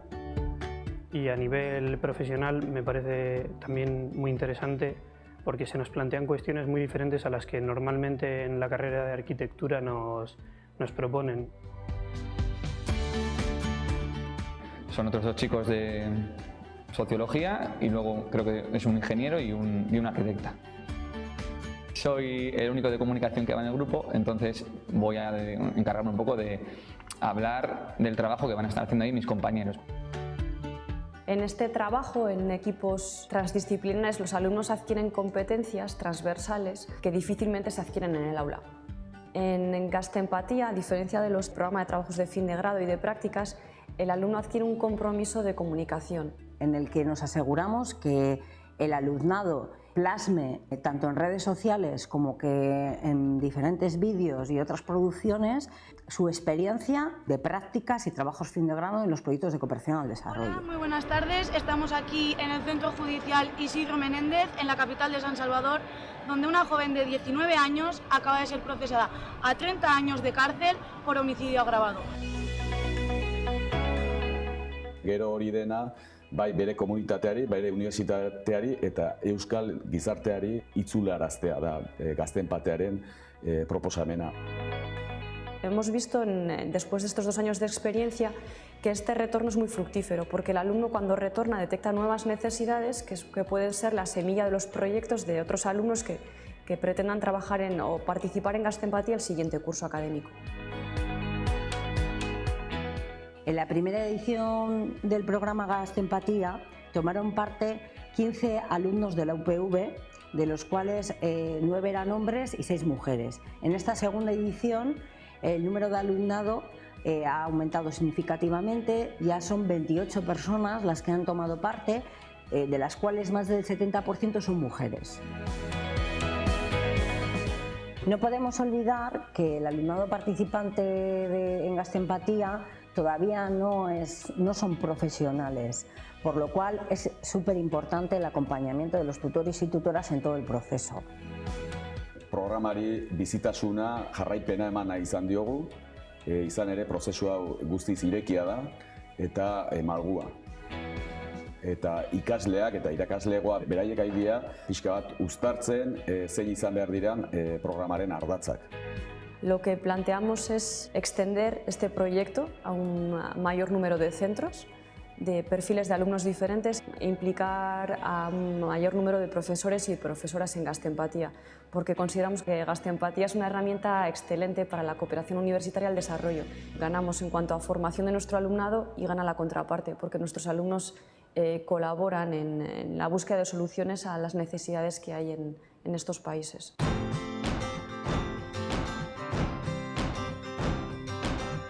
En cuanto a mis perspectivas de futuro en estos momentos, mi idea es acabar el grado y una vez haga eso no descarto nada y bueno, tengo claro que tarde o temprano volveré a San Carlos y a Nicaragua, no sé ya si por tema de trabajo, de cooperación o de turismo, pero bueno, volveré. En principio tengo previsto hacer el TFG allí, eso hablando académicamente, y luego pues sí que, no sé si volver exactamente a Suchitoto o algo así, pero sí que me gustaría seguir trabajando en cooperación en otras asociaciones o en esta misma, o sea, como fuese posible me gustaría seguir trabajando en cooperación.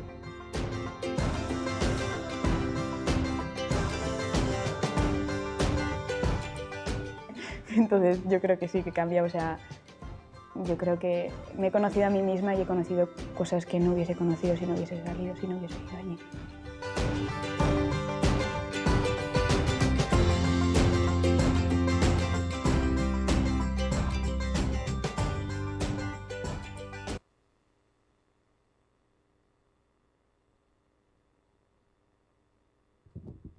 Bai, entzuten da, ez da.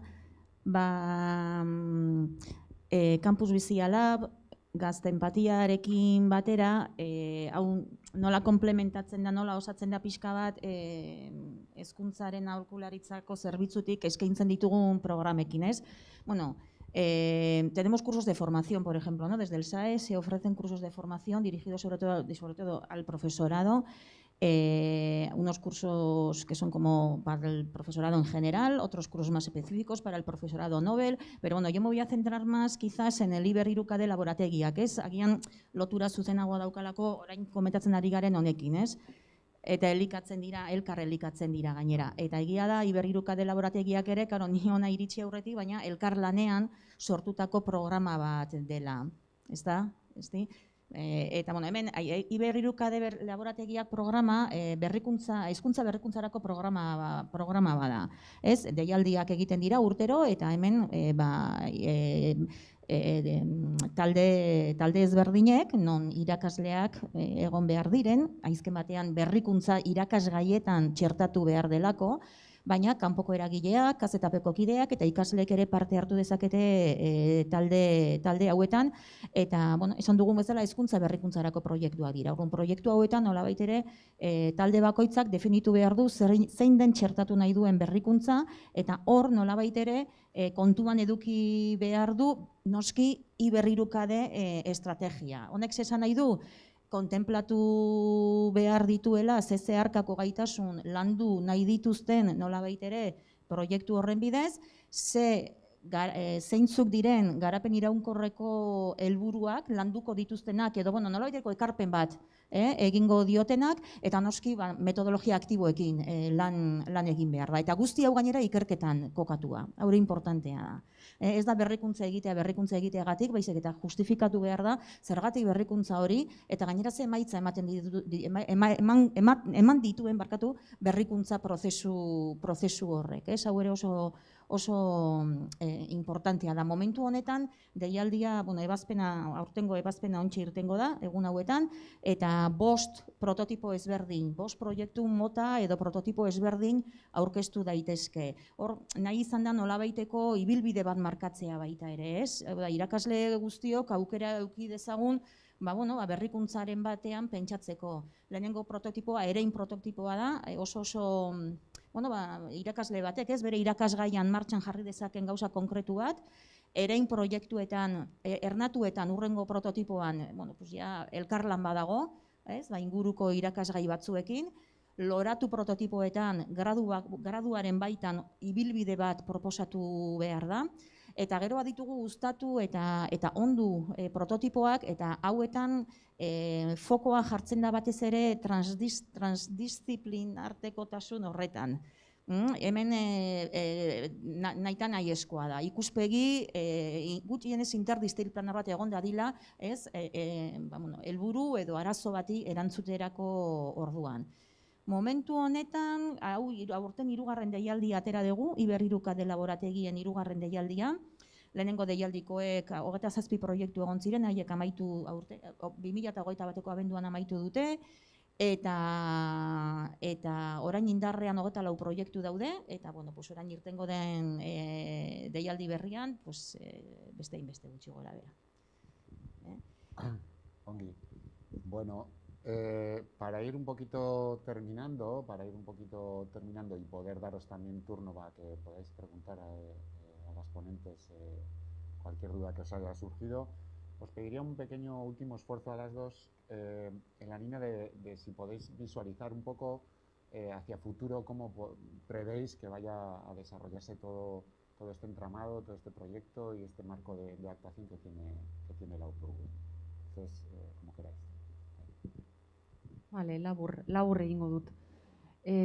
Torkizunari begira, importantena, elkarlanean aritzea. Eta horretarako, 17 helburu planteatzen ditu 2030 agendak, baina haian importantena azkenekoa da, hau da, aliantzena. Eta horretarako, elkarlanen ari gara administrazioarekin, sektore pribatuarekin, 3. sektorearekin, elkartearekin, gizartearekin ere bai, eta noski Goi-Mailako hezkuntzako erakunde elkarte eta sareekin. Eta hemen, nabarmendu nahiko nuke justo iaz sortu eta sortu zen sare bat Enlight, haien entzun duzue, Europako sare bat da, bizi kalitate ekitatiboa, iraunkortasuna eta konpromiso globala sustatzeko. 9 unibertsitate biltzen ditu, besteak beste, EHU noski, baina Bordelekoa, Gentekoa, Groningen, Göttingen, Uppsala, Tartu, Bratislava eta Irlandako Galway Unibertsitatea, eta guztira 300.000 ikasleko komunitatea biltzen du, eta hor esperantza handia daukagu, eta horri esker buruan genituen proiektu batzuk martxan jartzea gustatuko litzaiguke. Lehen aipatzen dituen Libilab horiek, Erasmus Mundus Master batzuk, eta hor, behintzat gut Enlighten hori, esperantza handia daukagu.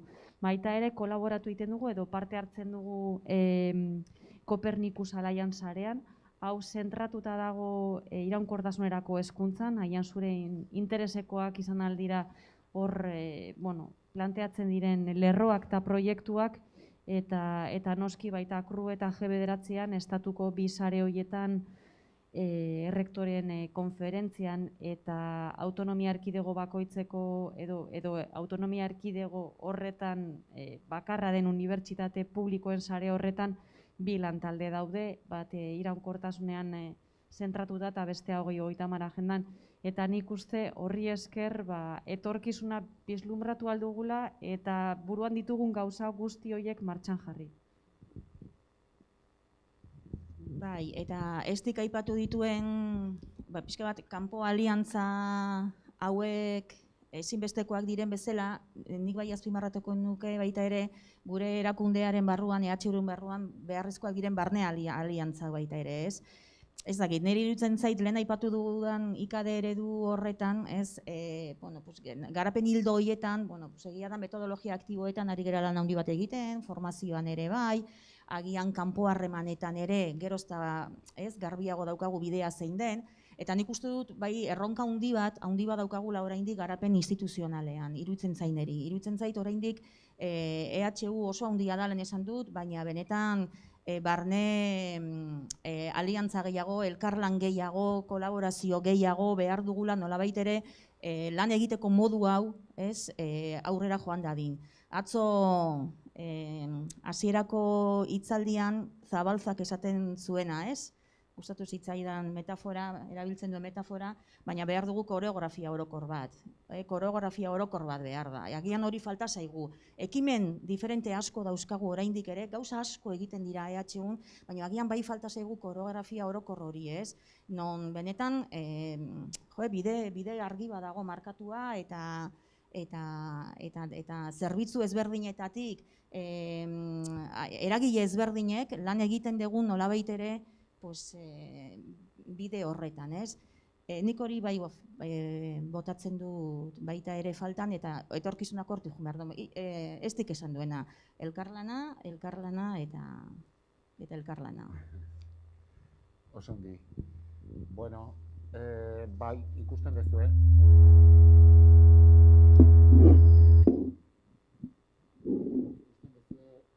bi esparru hauetan ekimenak asko direla, erronkak ere asko direla, eta etorkizuna ere, hor daukagun etorkizunean ere, ziur, elkarlan horren bitartez, beste ekimen gehiago eta garapen handia izan dezaketela bi esparru hauek, ez? Orduan, irekin nahiko genuke txanda bat, baten batek, zalantzaren bat, galderaren bat, egin nahi badu, lasai asko, aukera baliatu eta segutzu.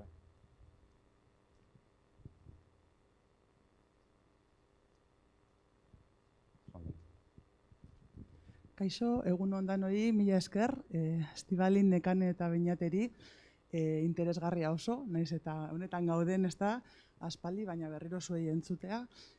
Galdera, agian pixkat gatza da, baina albadozu ezeo zer guke aurreko deialdian loratu ze aurkeztu genuen, ez da, Hezkuntza Fakultateko Gizarte Hezkuntza gradutik. Esperientzia oso polita izan da. Gatza be bai, ez da? Ze azkenean aliantza barri hauek egitea eta, bueno, ez da ebaluazioa egin gendun, berriz aurkeztu dugu eta buelta bat eman diogu, ezta? Aliantza politak sortu ziren hirugarren sektorearekin, enpresa pribatuekin, irakasle, ezta? Taldean baita, ikasleekin, baina guk hor erronka adibidez hor ikusi dugu, ezta? Ikasleek ere antzematea, ezta? Helburu hauek gureak bezala, batzuk ikusten zuten oso urrun, ezta? Honek ez dauka zerikusirik gizarte hezkuntzarekin, ez? Eta hasieran esaten zenuten moduan, helburu hauek ez, jasangarritasunerako helburu hauek oso anitzak dira eta azkenean bizitza eta dimentsio guztiak hartzen dituzte, ezta? Orduen galdera, apurbe zaila dinot, berria da deialdiena, baina aurkeztu diren guzti horietatik, egin diren agian ebaluazioetatik, albadituzu erronka batzuk aipatu edo zailtasun batzuk edo non egon diren beste fakultate, proiektuetan eta eskerrik asko.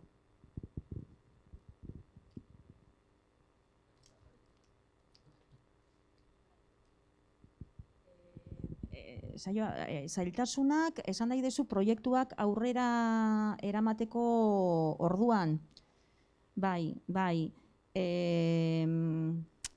Zuk aipatu desuna bat da, argi eta garbi, desde luego. Bai ikasleen ikuspegitek eta baita ere irakasleen ikuspegitek askotan lehen esan duguna. Honek esan nahi du lan egiteko beste modu bat, beste era batera lan egitea baita ere, eta hori ez da egun batetik bestera aldatzen. Ez da, eta ikasleak ere ohituta daude egiteko modu batera, eta gero agian planteamendu ezberdinak egiten direnean, ez, hori ulertzea ere zaila da, guretzako zaila den bezala, irakasleontzat zaila da, noski beraientzat ere bai, hori alde batetik. Eta gero beste alde batetik, horregatik esaten nuenik, garapen instituzionalarena baita ere importantea dela, aldaketa hauek aurrera eramateko egiturazkoak diren gauza batzuk ere aldatu beharko lirateke, ez? Ordutegiak bakarrik askotan, ez? Hori, ordutegiak direla, espazioen erabilera dela, hor badaude baita ere beste aspektu batzuk, igual direla praktikoagoak, baina, klaro, oso importanteak direla, irakasgaien egiturak, adibidez, hori bai etorri zaigu zentru eta fakultate batzuetatik, ez? Klaro, orain disiplinartekotasuna bultzatu nahi dugu elkarlanean hasi, baina izkenen gure egitura irakasgaia da, eta irakasgaia da saiarena, eta gralak, ez? Eta alternatibak daude, badaude, baina egia da, hasiera batean, zailtasun edo, gainditu beharreko oztopok edo, bideak aurkitu behar direla, ez? Hoiei aurre egiteko. Nik agian bi horiek azpimarratuko nituzke, printzipio, sola bapatean, ez dakit zailtasunak orokorrean edo behintzat nik guk ikusi ditugunak. Zan dira, askotan daukagun percepzioa eta bai irakasleak eta ikasleak, bakoitzak egin dezakela zerbait. Pongo mi granito de arena, eta askotan entzuten da, ez? Ingurumenari buruz ari garenean edo orain voluntariotza Ukrainiako gerrarekin. Pongo mi granito de arena. Barkatu, baina daukagun egoerarekin el granito de arena no vale para nada. Hau da, hemen ez dakit, orain dela hilabete bat izan genuen Saharako ekaitza daukagu, eta hemen jaz da poner mi granito de arena. Pongamos, hablemos, hagamos entre todos, eta danon artean egin behar dugu, eta hori asko kostatzen zaigu. Batean, konturatzen zara gauza asko aldatu behar ditugula. Ez dakit, elkarrekin lan egiteko modua, gure ohiturak den aldatu behar da. Eta hori bai apurka egin behar da, baina ideia horrekin aldatu behar dugu. Honi buelta eman behar diogu, bestela, bastakit askotan esaten da, el futuro o será sostenible o no será, no seremos nadie. Eta hori kostatu egiten da pila bat, eta oso askar eta oso erraz ikusten ditugu oztopoak. Hau ezin dut martxan jarri, bastakit, oztopo hau dokadalako. Bastakit, oztopo hori jarri edo oztopo horretaz ohartarazi ez den pertsona, zerbitzu, talde horri esan taipatu. Eta nik uste dut erronkarik handiena hori da, hau da, hemen danon artean egin behar dugun zerbait dela, eta hau ez dela erraza izango, baina beharrezkoa dela aldi berean.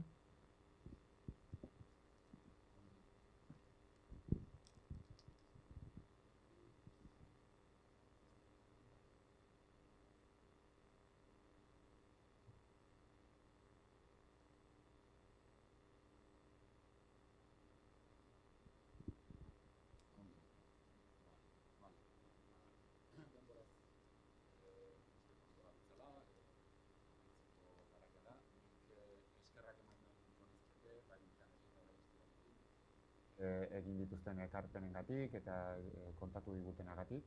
Eta egunero egiten duten lanagatik, hemen atzean lan asko dago, eta mekanika aipatu duen bezala, unibertsitatea handia da. Eta danok sinisten ditugun gauza hauetan lanean aritzea eta aurrera eramatea, ez da lan makala, eta bi aditu hauek horretan ari dira egunero, eta eskertzen diet benetan etorri izana eta beraiena aurkeztu izan. Eskerrik asko, eta hurrengo darte.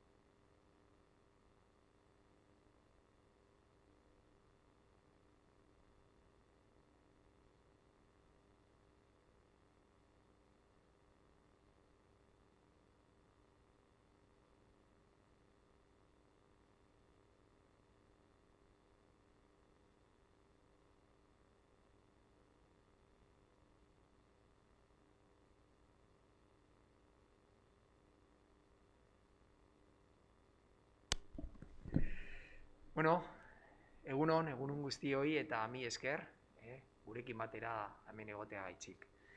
Bueno, idoiaren aurkezpena egingo dut.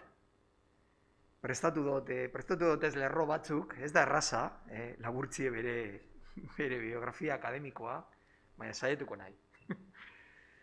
Bueno, Idoia Fernandez, hezkuntza zientzietan doktorea da, eta hezkuntza zientzien saileko irakasle titularra, hemen, gure fakultatean, Bilboko Hezkuntza Fakultatean. Bere ekoizpen zientifikoa oso ugaria da, 40 artikulu zientifikoren, 5 libururen, eta 35 liburu kapitulo baina gehiagoren egikilea da. Euskeraz, gaztelaniaz, ingelesez eta italieraz argitu ditu lanak. Nagusiki Euskal Herriko hezkuntzaren historiari, hezkuntzako eragileen prestakuntzari eta ikerketa kualitatibo zein partizipatiboari buruzko gaiak landu ditu. Eta ikastolen elkartearekin edo teknikariarekin aritu da lankidetzan. Era berean, zeinbat berrikuntza, garapen eta ikerketa proiektuaren buru izan da Goi-Mailako hezkuntzako irakaskuntzaren eta ikaskuntzaren irakaskuntzaren arloan. Eta Nazioarteko tesi bat zuzendu du arlo horretan. 2011 geroztik, EHUk aitortako ikasgura hezkuntza aldaketa unibertsitatean taldeko ikertzaile nagusia da. Irakasle bisitari gisa egunaldiak egin ditu. Unibertsitateko gestionari dagokionez, EHUko hezkuntzarako laguntza zerbitzuko zuzendari izan da. 2017-2021 bitartean, gure unibertsitateko berrikuntzaren, gizarte, konpromisoaren eta kulturgintzaren errektore ordea izan da. Azken bi urte oso gogorrak. Eta oso gogorrak errektore orde gisa.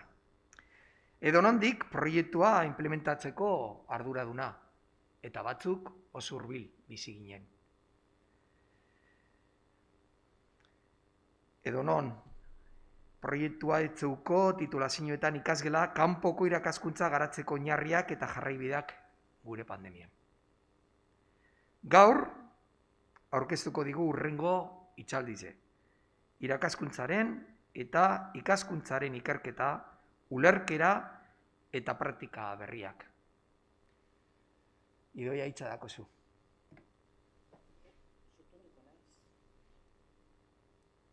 Bai, entzuten da? Bai. Zutunduko naiz, nien agoituta hitz egiten eserita, eta nahiago dut mugidu, horrela ez nahizelako lokartzen. Bueno, egun on guztioi, eta eskerrik asko etortzeagatik, eskerrik asko bai Asier eta Israri eta antolatzailei gaur zuekin egoteko aukera eskaintzeagatik, eta, ekingo diogu lanari, ez? Diapositiba gaztelaniaz daude, zeren pentsatu genuen, euskeraz emango genuen ezaoz, gaztelania izan daitekela lagungarri zenbait pertsonentzat, hitzaldia purtsu bat jarraitu alizateko, edo gitzienez jakiteko zertaz den, ze kanpoko jendea ere badago kongreso honetan hitza eman da. Ikusten duzuenez, niri egokitu zaidan gaia ikerkuntzakoa da. Ikerketarekin zerikusia du.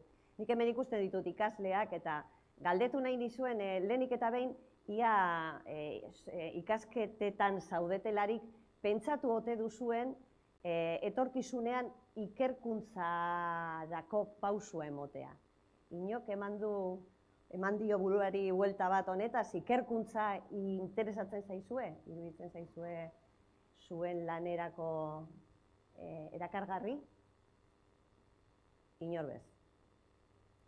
Hau da, dagoen problema. Bueno, posten naiz erantzunaz, ze hain zuzen ere, hipotesi honekin etorri naiz hitzaldi honetara.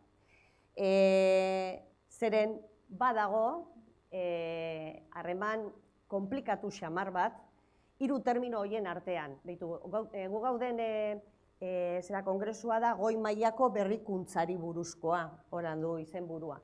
Berrikuntza hitza asko agertzen da hezkuntzan. Supermodakoa, ez? Berrikuntza gora, berrikuntza bera, berrikuntza gora, berrikuntza bera. Berrikuntza kontzeptua Supenter izeneko tipo batek asmatu zuen duela 80 urte, ez? Bera ekonomilaria zen, ez? Eta Supenterrek ikusi zuena izan zen merkatuan, merkatu kapitalista batean, produktuak ez badira etengabe berritzen, zahartu egiten dira eta ez dira konsumitzen. Beraz, berritzea, produktuaren berrikuntza zala funtseskoa gizarte, produzioari dagokionez edo ekonomiari dagokionez. Baita gero ere, esan zuten, prozesuak eurak ere berritu behar zirela. Baina, ikus daigun lehenengo eta behin, berrikuntza hitza datorrela ekonomiatik eta produktuen berritze kontzeptu horretatik. Baina, berrikuntzaren hitzarekin batera, badaukagu, guretzat oso importantea den beste hitz bat, eta da ikerkuntza. Oso importantea guretzat esaten dut unibertsitateko irakasleontzat. Zenik hemen nagusiki hitz egingo dut goi-mailako ikerkuntzaz, beraz ez dut hitz egingo hainbeste, ez bada esplizitoki zer esaten dizuedala, hezkuntza ez unibertsitarian dagoen egoerari buruz. Gehiago arituko naiz unibertsitateari buruz, ez? Orduan, saiatuko naiz hiru termino hauetan zeo zer argitzen edo, ez dakit lortuko dudan, baina, nire egitasmoa hori da. Eta 4 urratzetan egingo dut gogoeta bat. Lehenengo eta behin nola bihurtzen gara irakasle unibertsitatean, zuek galdetu beharko duzu, nola bilakatzen zareten zuek irakasle instituto batean, edo eskola batean, edo Hezkuntzan, abar. Nola bilakatzen garen gu irakasle. Bigarrena da, zein da nire diagnostikoa eta ikusten dudan arazoa, edo ertz arazotsua. Hirugarrena da alternatiba bat, kontzeptualki behintzat, alternatiba bat planteatuko dizuet, eta da enfoke akademikoa deitzen dana. Gero esplikatuko dizuet nondik datorren hitz hau eta zer den.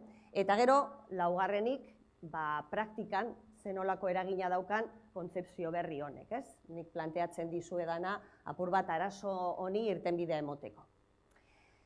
Lehenengo galdera, eta ja ez dizuet galdetzen ikaslei, baizik eta irakaslei, ez?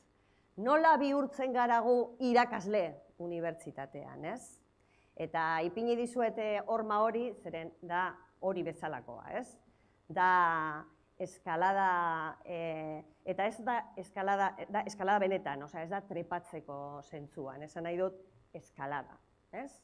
Eskaladak eskatzen du, nik daukat SM eskalatzaile bat, eta eskatzen du presizioa, pazientzia, ostasuna, ez dakit, gauza asko biltzen du eskaladak, ez? Eta, askotan nik asko jarraitu diot berezi hartuari bere karreran, ikusten dalako esaten, neska honek ikusi behar du barruan zerbait berezi. Holako horik eduki behar dugu guk bebai unibertsitateko irakasle bilakatzen garenean. Unibertsitateko irakasle bilakatzeko edo sartzeko bide asko daude, baina badago bide teoriko bat, gero praktikan betetzen ez dana, baina badago bide teoriko bat nolabait esateko, ez? Eta normalean, karrera akademikoa edo karrera akademikoa bilakatuko dana, azten da graduan egin batean, ez? Baina graduan egia da, gradua amaitutakoan ikasle askok esaten dute, nik oraindik ere nahi dut gehiago sakondu eta egingo dut master bat. Eta masterrean, normalean, jartzen dira zutabeak, edo, bueno, oinarriak, ikertzen hasteko. Zoritzarrez, nire ustez oso txarrez, graduetatik ikerketako gaitasuna ezabatu zen, azkenengo duela 10 urte egin zirenean ikasketa berriak, eta gertatu dana hemen, galdetzen dizuet, zuek ikertzeko asmorik daukazue, eta begiratzen dizute apur bat arraro. Ikertzeko, zer ikusi aldu honek hezkuntzarekin, ez? Bueno, gure karrera hasten da, gradua, masterra, eta masterra eta gero badaude ikasle batzuk esaten dutena. Nik nahi dut tesi bat egin. Orduan, tesi bat egiten dutenean, hartzen dute, ikasleek egiten dutena da, 4 urteko denbora bat hartu, ikertzen hasteko, ikertzen ikasteko.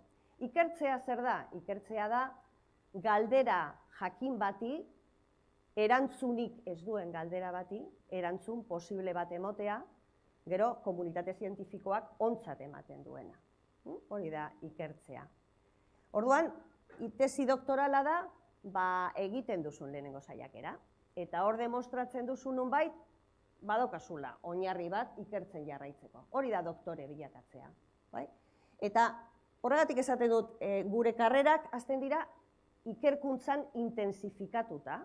Hau da, gure abia puntua da ikertzen ikastea, tesia egitea. Tesia eta gero, ipintzen, eta gero, batzutan da lehenago, baina, bueno, esan nahi dut, batzutan. Ikasle horiek egiten dute predoka, postdoka, egonaldi bat, eta gero, hasten dira irakasle, adjunto bezala, edo. Eta sartzen dira irakaskuntzan. Eta sarrera hau da, hemen dauden irakasle asko kontatu aldizkizu dute 1000 paradoxa honi buruz, ez? Zeren da oso intensoa, oso variablea, sartu zaren azkena zara, orduan beharra dago hemen, edo beharra dagoan, ez haude egonkortuta oraindik gai batean, eta hola, nori gertatzen da, apur bat beranduago, ez? Eta jendea egoten da oso gainezka.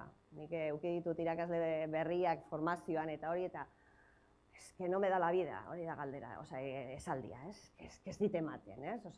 Nik gogoratzen dut unibertsitatera heldu nintzen egunean, ostiral bazan. Eta nik egin behar nion ordezkapena dekanoari, Paki Arregi izan dekanoa, orduan Zorroagan. Eta berak ematen zuen hezkuntzaren soziologia, oso ondo gogoratzen dut. Eman zidan horrelako testu bilduma bat, eta esan zidan, idoia astelenean 10etan klasea. Orduan ikasgaiak ziren urte osokoak, azten nintzen eta bukatzen zen ekainan. Eta gogoratzen dut lehenengo gaia zen Durkheim. Klaro, soziologoak parra egiten dute.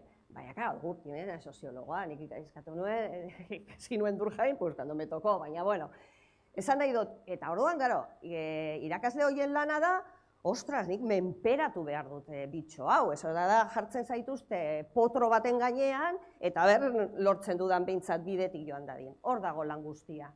Eta bitartean, nagusiki egiten dute aldutena, baina literaturak erakusten digu, egiten dugun lehenengo gauza da imitatu guretzat irakasle onak izan diren horiek. Badago basean ikaskuntza bikario moduko bat, beti daukagu hor modeloren bat, eta modelo hori gogoan dugula, niri gustatu zitzaidan irakasle hau eta egiten du hola, pues ni saiatuko naiz egiten. Hori da lehenengo inputa gure praktikan. Urteak pasatzen direnean aldatzen da apur bat panorama. Literaturak esaten du unibertsitateko irakasle bat egiten gutxienez 7 urte behar direla. Nobel izatetik nolabait izatera 7 urte kontatu behar direla. Beste mailetan ipintzen dute 5, Nobelak hartzen dira 5 urtera arte unibertsitatean 7. Orduan denbora horretan zer gertatzen da? Bueno, jarraitzen da ikertzen, baina gurei dagokionez ikasgaiak zoaz menperatzen, basoaz apur bat, lasaiago joaten zara klasera. Ez dezala ino galdetu, porque ez dakit nondik atarako naizen, ez? Baina badago pauta bat, eta dana da learning by doing. Learning by doing, ez? Egin da egin, saiakera, ez du ondo funtzionatzen, egingo dut beste modu batez, zuzua zarroela apur bat bidea egiten, eta hau da, esperientzian oinarritutako ikaskuntza bat. Holan definitzen da, zera. Hau da gure pauta, eta hau da gure irakaskuntza eta ikaskuntza bideratzeko daukagun tresneria. Normalean, gugatoz disiplinatik, oso aditua gara kimikan, medikuntzan, ingenieritzan eta hori, baina sartzen gara irakasle alforja horiekin. Ekintza hori nahiko pribatua da, ez zaigu gustatzen, bueno, niri bai gustatzen zaitik, beste irakasleak ekartzean ere klasera, baina jendeak beti dauka erreparoa, beste irakasle bat etortzean ere klasera, zer pentsatuko duen, ez? Eta urtetan zehar, eman zaigun saria, diru saria, incentibo da, zuk soldata bat daukasunean, ematen dizutenean beste dirutxu bat, zeo zergatik. Bueno, irakasle garen irakaskuntzari dagokionez, ematen digute, zenbat urte daroazu, hainbat diru emango dizut. Hori ere, hezkuntza ez unibertsitarian gertatzen da. Hau da, dirua denboraren ondoriozkoa da. Nik galdetu aldizuet, zuek uste dozuen denborak ematen diola irakasle bati kalitatea? Praktikak ematen dio irakasleari kalitatea, praktika da aritzea denboran zehar. Denbora, esan nahi dut, denbora irakasle, ez denbora zahartu naizela eta ez naizela joan. Zuek ze iritzi daukazu honi buruz? Zuek ez duzue praktikaren bidez lortzen dela kalitatea, hori dela formula, kalitatea berdin, praktiketako urteak. Nola ikusten duzue? Bota apur bat, erango dut zera apur bat. Ikusten duzue?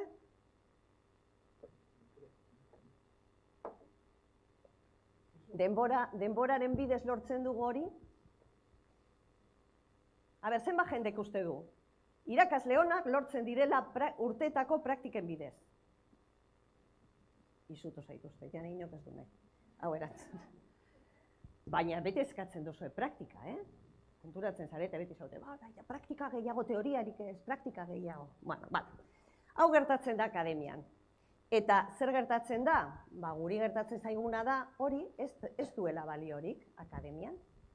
Zue, pentsatu zelako alegina izan dela doktore izatea. Egin duzu masterra, egin duzu urtetako lana, aurkeztu dozu, kritikatu dizute, ez dakiz zer, aprobatu duzu edo ez duzu aprobatu, ez dakiz zer. Eta irakasle izateko nahikoa da joan, eta joan da etorri, eta joaten baldin bazara egunero, ja, suposatzen da irakasle ona zarela.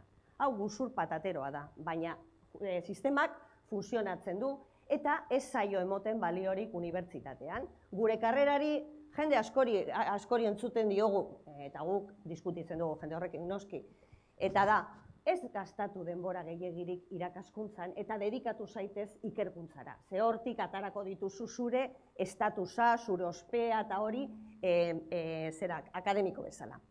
Eman ditugu pausutxu batzuk eta ja ikasleek ematen dituzue inkestak eta inkestek badaukate balio bat. Ez da gauza bera inkestetan ataratzea 2 bat edo 5 bat. Aizu, 5 bat ataratzen baduzu, ez una kampeona.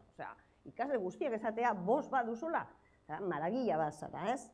Baina, naiz eta aurrera goazen, oraindik zaila da. Orduan hau da problema. Ez zaio ematen garrantzirik, baina garrantzitsua da. Orduan, hemen hasten dira agertzen beste kontzepzio batzuk, beste ulerkera batzuk, dozentziak zer pintatzen duen akademian edo akademikoekiko. Eta eman dira bi desplazamentu, nagusiki ikerkuntzari esker. Bata da, praktika irakaskuntza ikasten baldin bada egiten, gauza senzilloa izango da, ez? Eginez lortzen baldin badozu, como bizikletan ibiltzea, saiatu, azkenean lortzen duzu bizikletan ibiltzea. Demostratu du ikerkuntzak, urtetako ikerkuntzak demostratu du, irakaskuntza oso jarduera konplexua dela. ikasleen ikaskuntza bezain konplexua. Zue badakizue zer den ikastea, zenbat kostatzen duen ikastea, zer den, kontzeptuei, aurre egitea, ulermenari, azkenean zientziak egiten diguna da, eman erraminta batzuk mundua ulertzeko, eta ez da hain ulergarria mundua, ez mundu naturala, ez mundu soziala, oso zaila da mundua ulertzea, ez?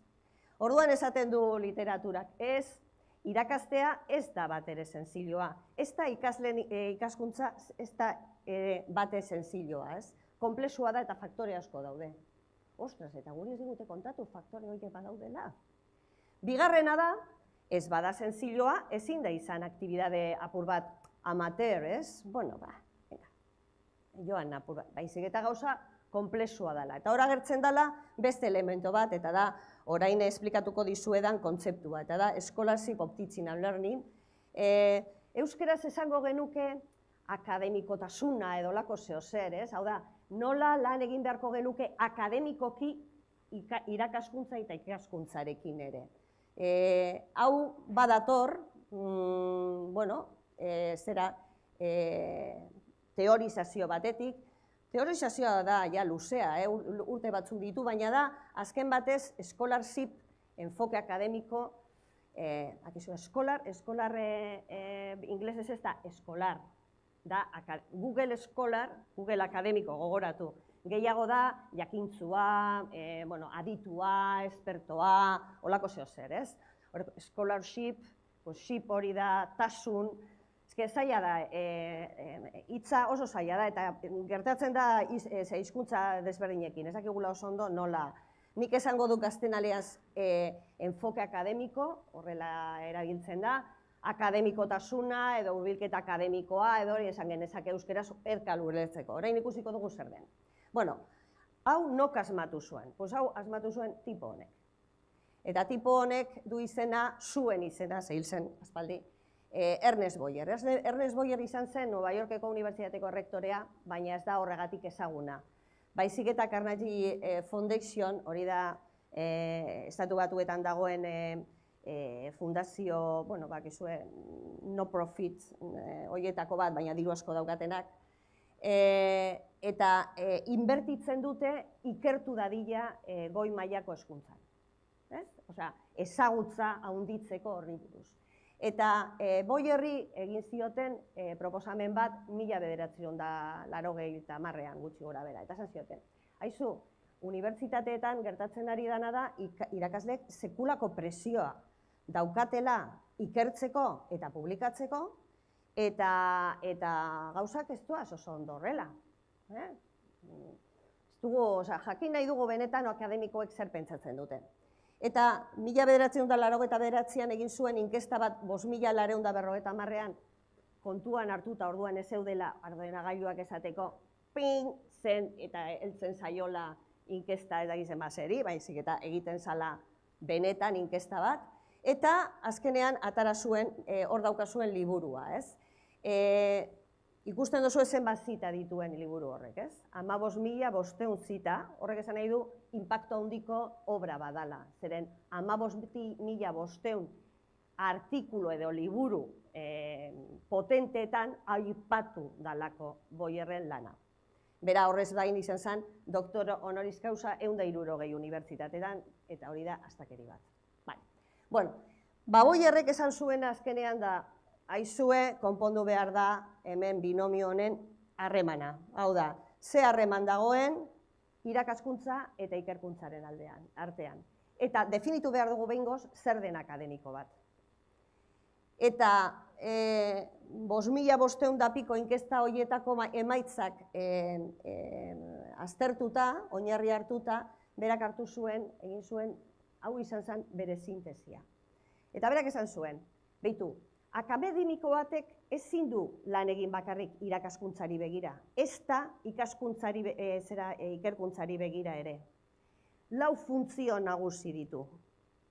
Horregatik gara igual apur bat ezberdinak unibertsitateko irakasleak eta lehen hezkuntzako irakasleak. Lehen hezkuntzako irakasleen funtzioak ez da nagusiki irakastea da. Gureak badaude beste batzuk, eta 4 horiek direla esaten du. Bata da ikertzea, eta ez dizuet esplikatuko irakaslei zer den ikertzea. Bigarrena da aplikazioa, hori da transferentzia, ikerkuntza aplikatua, guk egiten duguna normalean hezkuntzan, ez? Hau da, arazo badago toki batean, eta ikerkuntzaren bidez, bagoaz, aztertzera eta goaz bilatzera erantzun bat. Bestea da, oinarrizko ikerkuntza oso importantea da bai, baina ez dago lotuta arazo praktiko batekin. Gero dago, irakaskuntza eta ikaskuntza, eta gero Integración deitzen dena berak, ez? Da sintesia. Azken batez, lan egiten duzunean zientzia baten barruan, arlo hauek kombinatuz, esangura berri bat hartzen du zientziak berak. Ez duzu dana deslotuta ikusten, baizik eta hasten zara konexio berriak egiten, inkluso konexioak beste zientzia batzuekiko, hortik ateratzen da disiplinartekotasuna, eta hori ere garatu behar dugula. Gu fijatuko gara honetan, zeren Boyerrek esaten duena, aizue, nahi duzue unibertsitateetan benetan irakaskuntzak balio eduki dezan, horretarako scholarship bat garatu behar da horretarako. Eta horrek esan nahi du, irakastea ez dela informazioa transmititzea, maitiak. Hori ja badakigu, baina jarraitzen da egiten horrela. Baizik eta zuen ikaskuntza transformatzea, zuen ikuskerak aldatzea erabat. Etortzen zaizunean ikasle bat graduatu eta handik 3 urtera eta etortzen zaizu bulegora edo topatzen dozu San Ferminetan, ordu txikietan eta esaten dizu. Zelan akordatzen naizen ni, zu kontatzen zenuen hartan eta egin genuen ariketa hori da, gelditu zaiola hor. Hor markatu du zerbait irakaskuntzak eta ikaskuntzak, ez? Hori da Boyerrek esaten duena, gu gure ikasleekin, gure ikasle hauekin, lortu behar duguna dela ariketa intelektual hori aberatza izan dadila eta benetan transformatzailea izan dadila ikaskuntzaren ikuspegitik, ze guria jola zaiguna da ikasleek ikas dezaten, ez? Beraz, sotel deitzen diote, irakaskuntza eta ikaskuntzaren enfoke akademiko honek ez du nahikorik praktikarekin. Ez du nahikorik esperientzian oinarritutako praktika errepikagarri edo luze batekin. Ez du nahikorik, esaten du hori ez dela nahikoa. Ez dela nahikoa. Eta hau ez bada nahikoa, galdera da, zer da behar duguna. Eta da galdera, hau zelan egiten da.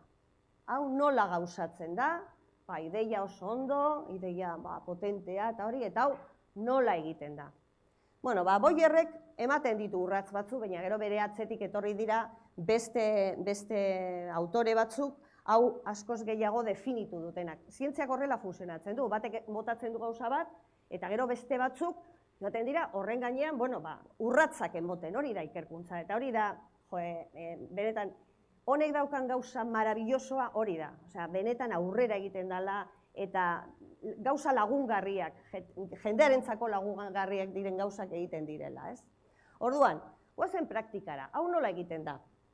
Bien, lehenengo eta behin, Schulman izeneko beste tipo batek, esan zuen, hau benetan eskolarship hau edo enfoke hau aurrera eramateko, behar dira 3 baldintza bete irakaskuntza eta ikaskuntzari dagokionez. Bata da, publikoa izan dadila.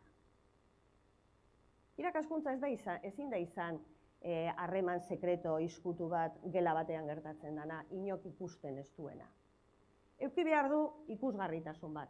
Zientziak daukan bezala, zuk ikertzen dozu zure laborategian, baina zara gelditzen laborategian zure emaitzekin, egiten duzuna da, emaitzak atera, jendeak esateko, idoia oso ondo zoaz, edo hau txurro bat da, errepikatu esperimentua, ez? Orduan, publikoa izan behar du. Artefakto batzu behar ditugu ikusteko zer gertatzen ari den ikaskuntza eta irakaskuntza prozesuetan, publikoki ulergarriak izan daitezen. Zertarako izan behar dira publikoak? Kritikatuak izateko. Peer review. Hemen behar dana da revisatu eta begiratu benetan egiten diren gauza horiek baliogarriak diren ala ez, ez? Eta horretarako pareak, zure kideak, zure kolegek zure disiplinakoek esan behar dute eta epaitu behar dute kriterioekin, hori zuzen doan, ez doan, joan beharko luken beste toki batetik, eztabaida zientifikoa beharrezkoa da, benetan hezkuntzaren zientzian eta beste zientzietan aurrera egiteko. Eta azkenik, balidatu, aztertzen dizute eta esaten dute, honek hau hartzen dugu praktika hon bezala, edo hau benetan teknika honek funtzionatzen du, edo benetan kontzeptu hau horrela da, ez da gizzer. Baina balioz duena da, gelditzea bakoitza bere txokoan, bere gauzatxoak egiten, eta inok ez dezala ikusi, inok ez dezala kritikatu, eta, desde luego, inok ez dezala balidatu. Edo, bueno, batzutan eskatzen dugu balidatzeko bestea pasatu gabe. Baina, bueno, baldintza horiek importanteak dira. Bihurtzeko, irakaskuntza eta ikaskuntza, jarduera akademiko. Claro, zen aldo zuen, baina hori oso zaila da, hori lehenengo egunetik, ni nagoela oraindik asignaturari ez dio dala oraindik norabide hartu, eta hau lehenengo egunetik jakin behar du irakasleak egiten? Ez. Baina hau da,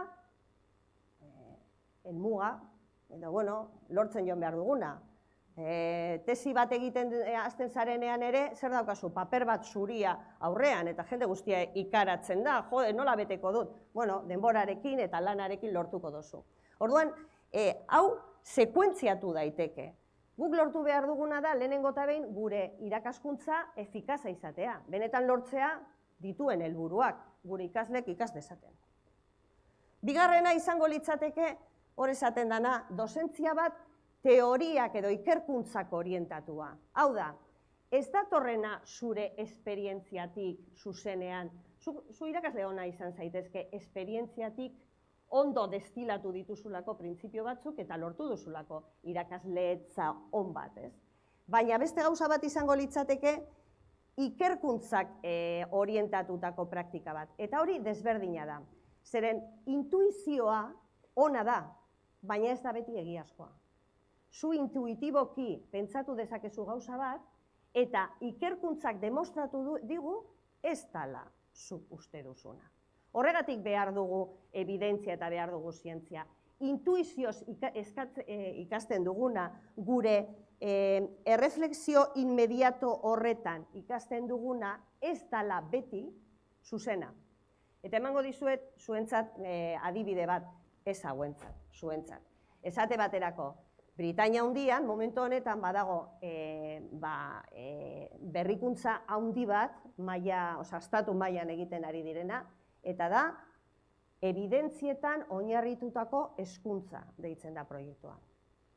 Eta honetan datza, hain zuzen ere, badaude publikatzen ari dira pilo bat elementu balio dutenak, demostratuta daudenak direla onak irakaskuntzarako, eta orduan sortu dituzte eskola ikertzaileak, eta eskola ikertzaileetan ari dira euren praktika evidentziatik orientatzen. Ez irakasleen intuizio gogo eta reflexio eta horretatik, baizik eta hortik haratago evidentzia. Bale. Eta azkenean izango litzateke ja, evidentziatik haratago produkzioa. Orain ikusiko dugu argiago.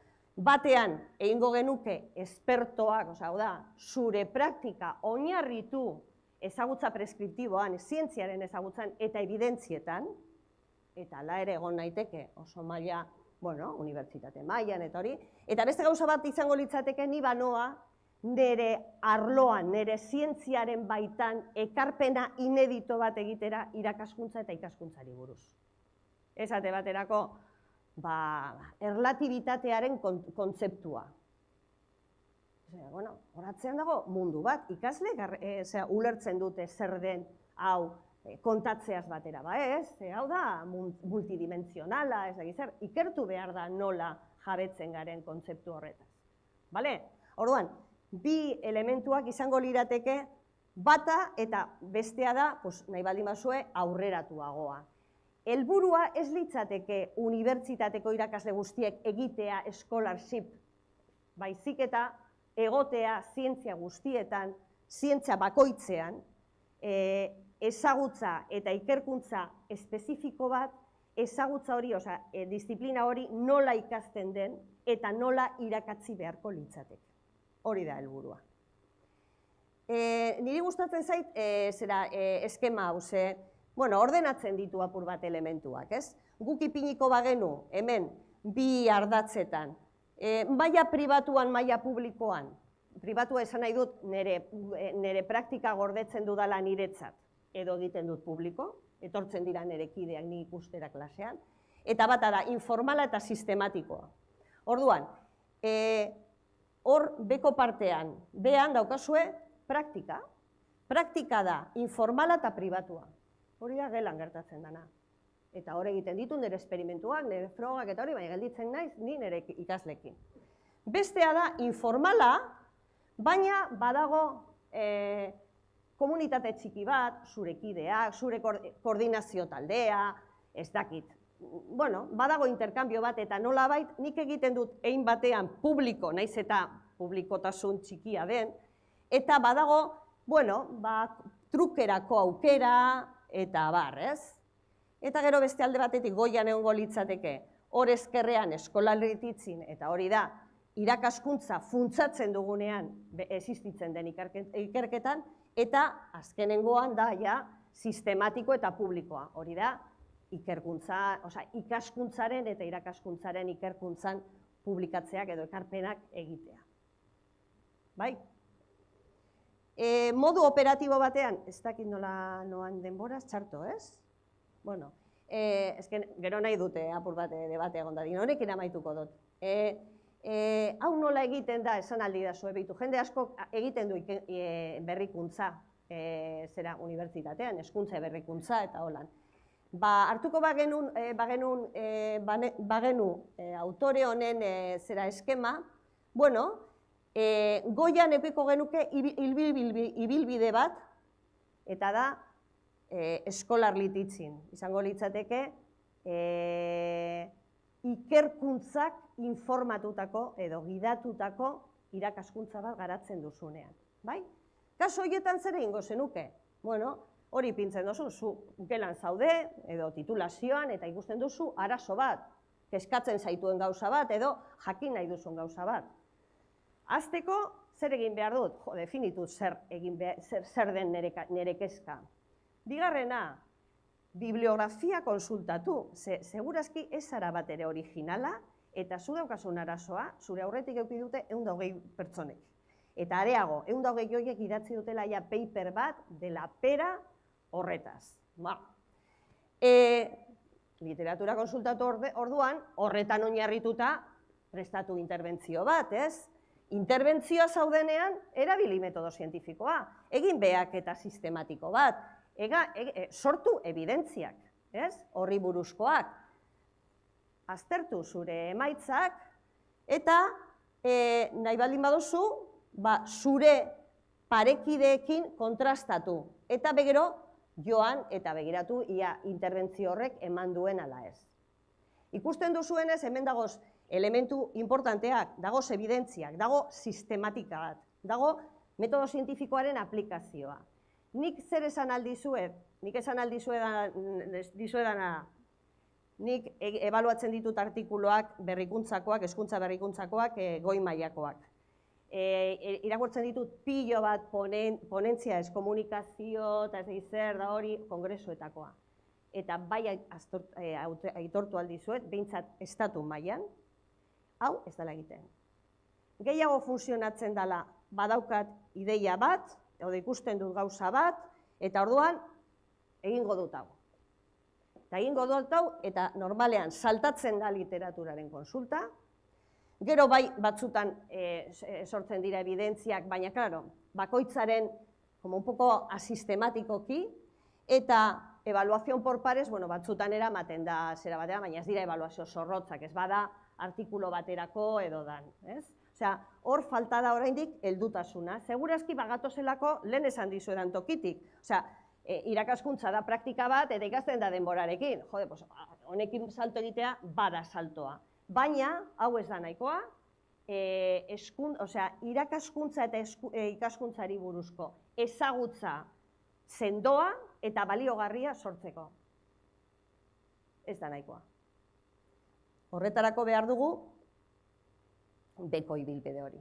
Eta beko ibilbidea da, ja ez da nire galdera, zer gertatzen den nire fizikako klasean nire ikasleek ez dutela tutik ere ulertzen, edo zer gertatzen da nire informatikako klasean ez dutela ikasten programatzen, edo zer gertatzen da, ez dakit, soziologiako klasean ez dutela ulertzen zer den dialektika, ez, da esatea, nire arloan arazo hau ere badago, beraz banoa, ekarpen bat egitera nire klasetik haratago. Ez da nire klaseko egoera honi irtenbide bat emoteko, baizik eta komunitate honetan dagoen jendeari argi apurtxu bat emoteko, alba da, konsideratzen baldin badute, esan dudana argia dela. Eta orduan hau da. Eta hori pasatzen da publikatzetik bebai, eta bueno, apur bat zure emaitzak kritikatik pasatzea, eta hori da zientziaren ezaugarrieta. Eta, bueno, azkenengo diapositiba. Barik esango nizueken nire proposamena edo nire gogoeta da, bizi garela posberdat esaten den garai batean, ez? Badago ezagutza sasi zientifiko pilo bat, momentu honetan gure zirkuitoetan, gure zera. Praktika soila egon daitekela oso hurbiletik ezagutza sasi zientifikotik, eta zaila da, sasi zientifikoa dana zientifikoa denetik bereiztea, irakasleok izango zareten horiek, jakin behar duzu hori bereizten, bestela makilau ustela salduko dizuet zarritan. Orduan, egi txiki bat eskaini aldiguna gaur-gaurkoz, zientziaren bidea da. Eta alde horretatik, nik gonbitea luzatuko nizueke, irakaskuntza eta ikaskuntzari buruz ere, lan egiteko sortu den ezagutzarekin. Irakurri behar da bibliografia, irakurri behar da zer esan duten beste batzuk, sortu behar da evidentzia sendoa, ezin dugu esan gauza bat datorik gabe. Ez hau horrela da. Ze dato daukazu? Ez dauka datorik. Pues orduan ez dizu sinisten, tartatu, ez dakit. Hori, zera kritikatzea komunitate zientifiko, referentziasko komunitate zientifikoa, eta batez ere, ezagutza berria sortzen joatea, goi-mailako irakaskuntza eta ikaskuntzari. Eta hau da dana.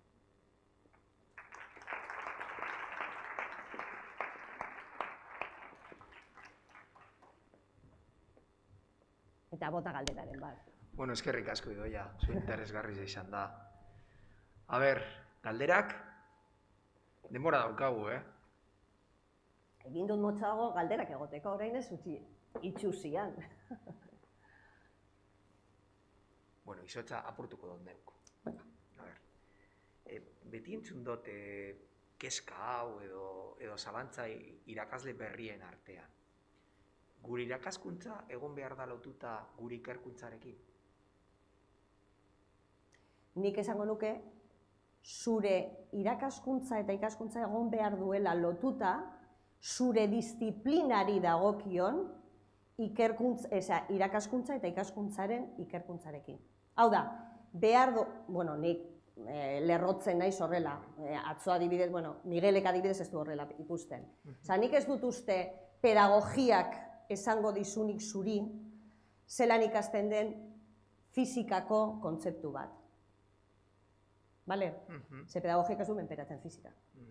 Baina fizikak atzean, zientzia bezala badauka komunitate zientifiko bat, Boyerren arabera, ikertu behar duena, aplikatu behar duena, irakatzi behar duena, eta sintetizatu behar duena. Eta ez badago irakaspenik, hilgo lirateke zientziak segituan, zeren pertsonak hilgo lirateke. Osea, menetan ez badago teaching bat eta learning bat zientzia bakoitzaren atzean, desagertuko lirateke zientziak. Beraz, balio handia dute. Osea, hor dago transmisioa nola baita esateko, ez? Orduan, hauek esaten dutena, autore hauek esaten dutena, eta ni hala ikusten dut bebai, zientzia bakoitzak edo disiplina bakoitzak begiratu behar dio ze arazo dituen irakaskuntza eta ikaskuntzan espezifikoki. Ulertzen didazu? Zu zara fisikoa eta aztertzen duzu materia, noski. Baina materiaren ezagutza ere transmititu behar da. Beraz, fizikaren barruan badago egon, physics education. Eta da, fizikaren ikaskuntza eta irakaskuntzarako ze arazo dagoen, ze irtenbide dagoen, baina ez irtenbide praktikoak baizik eta ikerkuntzak gidatutako irtenbideak. Hori da Schulmanen teoria eta... Galdera gehiago. Edo komentarioak, edo... Iruditzen zaizu oso raroa unibertsitateko irakasleena, oso urrun ikusten duzu zuen mundutik, edo... Zelan ikusten duzu? Venga, valiente bat, venga, bota!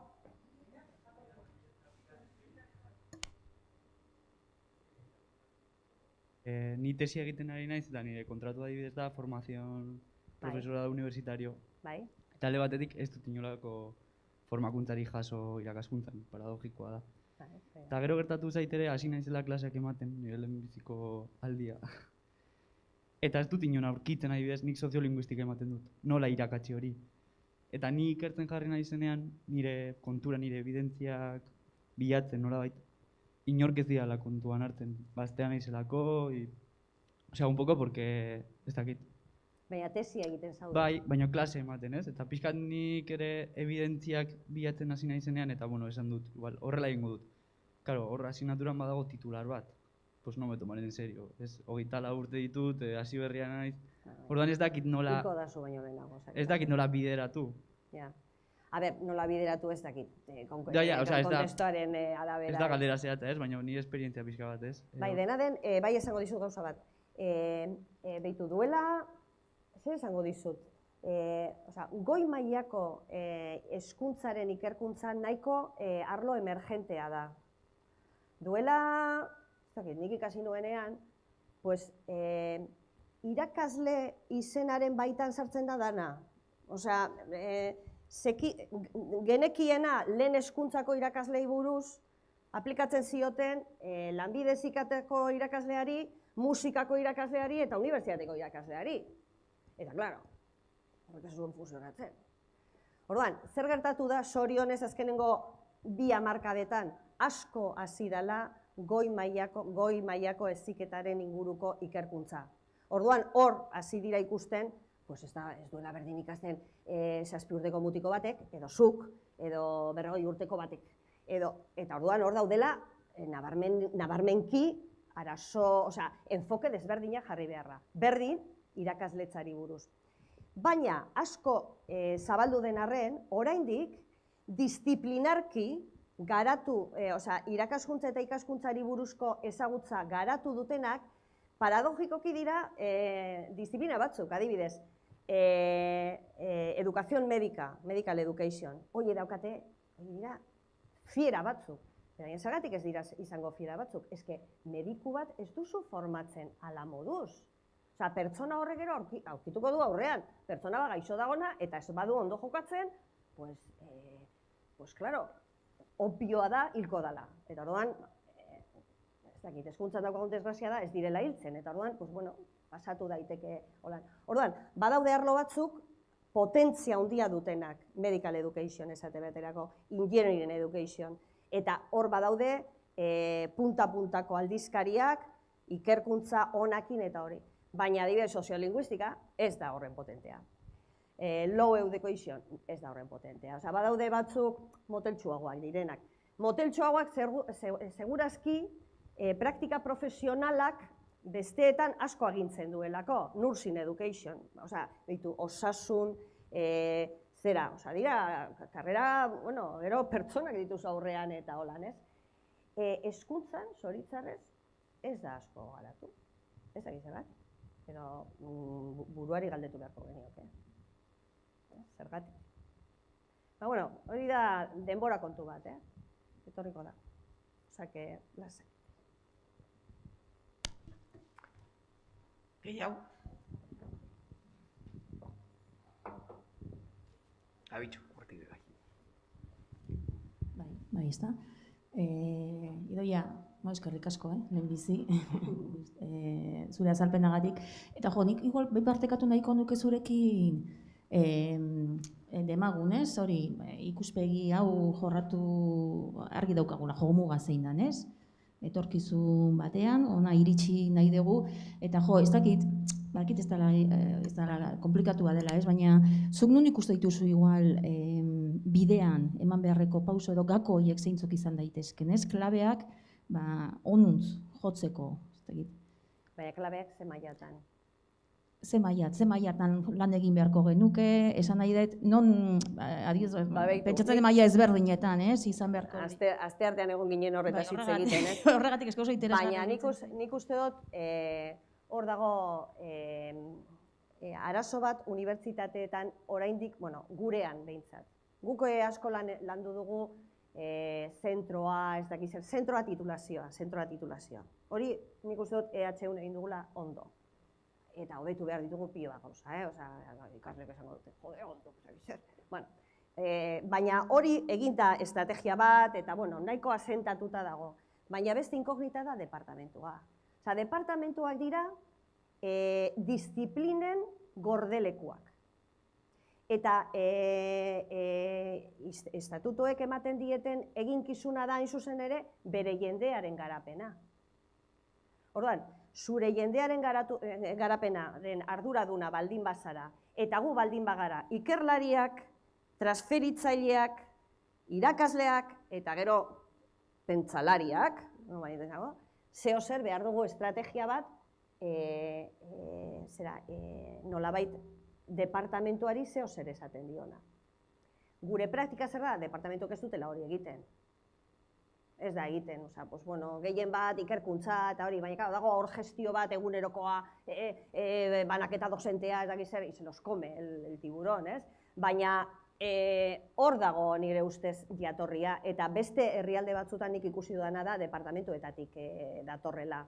Egia da, asko aldatzen direla antolamenduak, batzuk departamentua eta zentro ere gauza bera dutela, eta ez dakiz zer, segun orazoa zen, baina nire konbentzimendua da hortik hasi behar dela.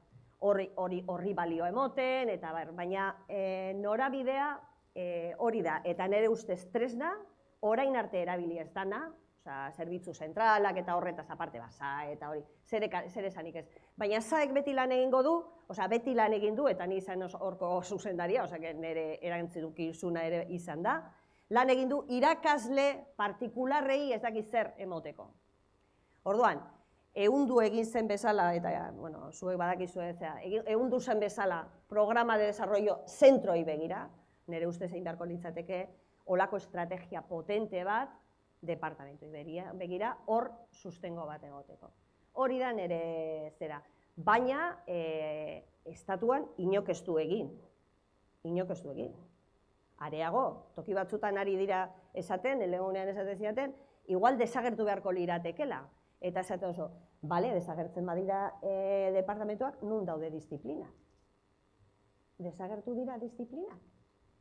Desagertzen badira disiplinak, pues ez dakit, desagertuko da zientzia, ez? Ez dakit, nola ikusten duzuen hau? Beharko litzateke zeo zer, batek hartu beharko luke ardura hori. Orduan, zuk esaten didazuna nik uste dut hortik doala. Besteak beste, hau beti da sarrera ezberdinetatik, baina nik uste dut hor dagoela gune bat, orain arte landu ez dana, eta funtsezkoa izango dana hau garatu ahal izateko, beste tokietan horrela egiten ari direlako.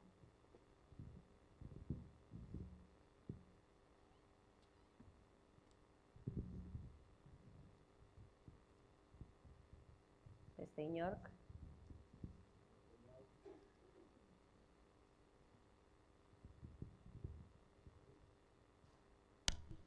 Badako beste bat. Bale, oso, jode, dekanoak aldetzen dit, ikusten duzue? Idoia, non geratzen da gestio, kudeaketa? Parametro berrietan, gainera gestioen aldetik gero eta lan gehiago daukagu irakasleok.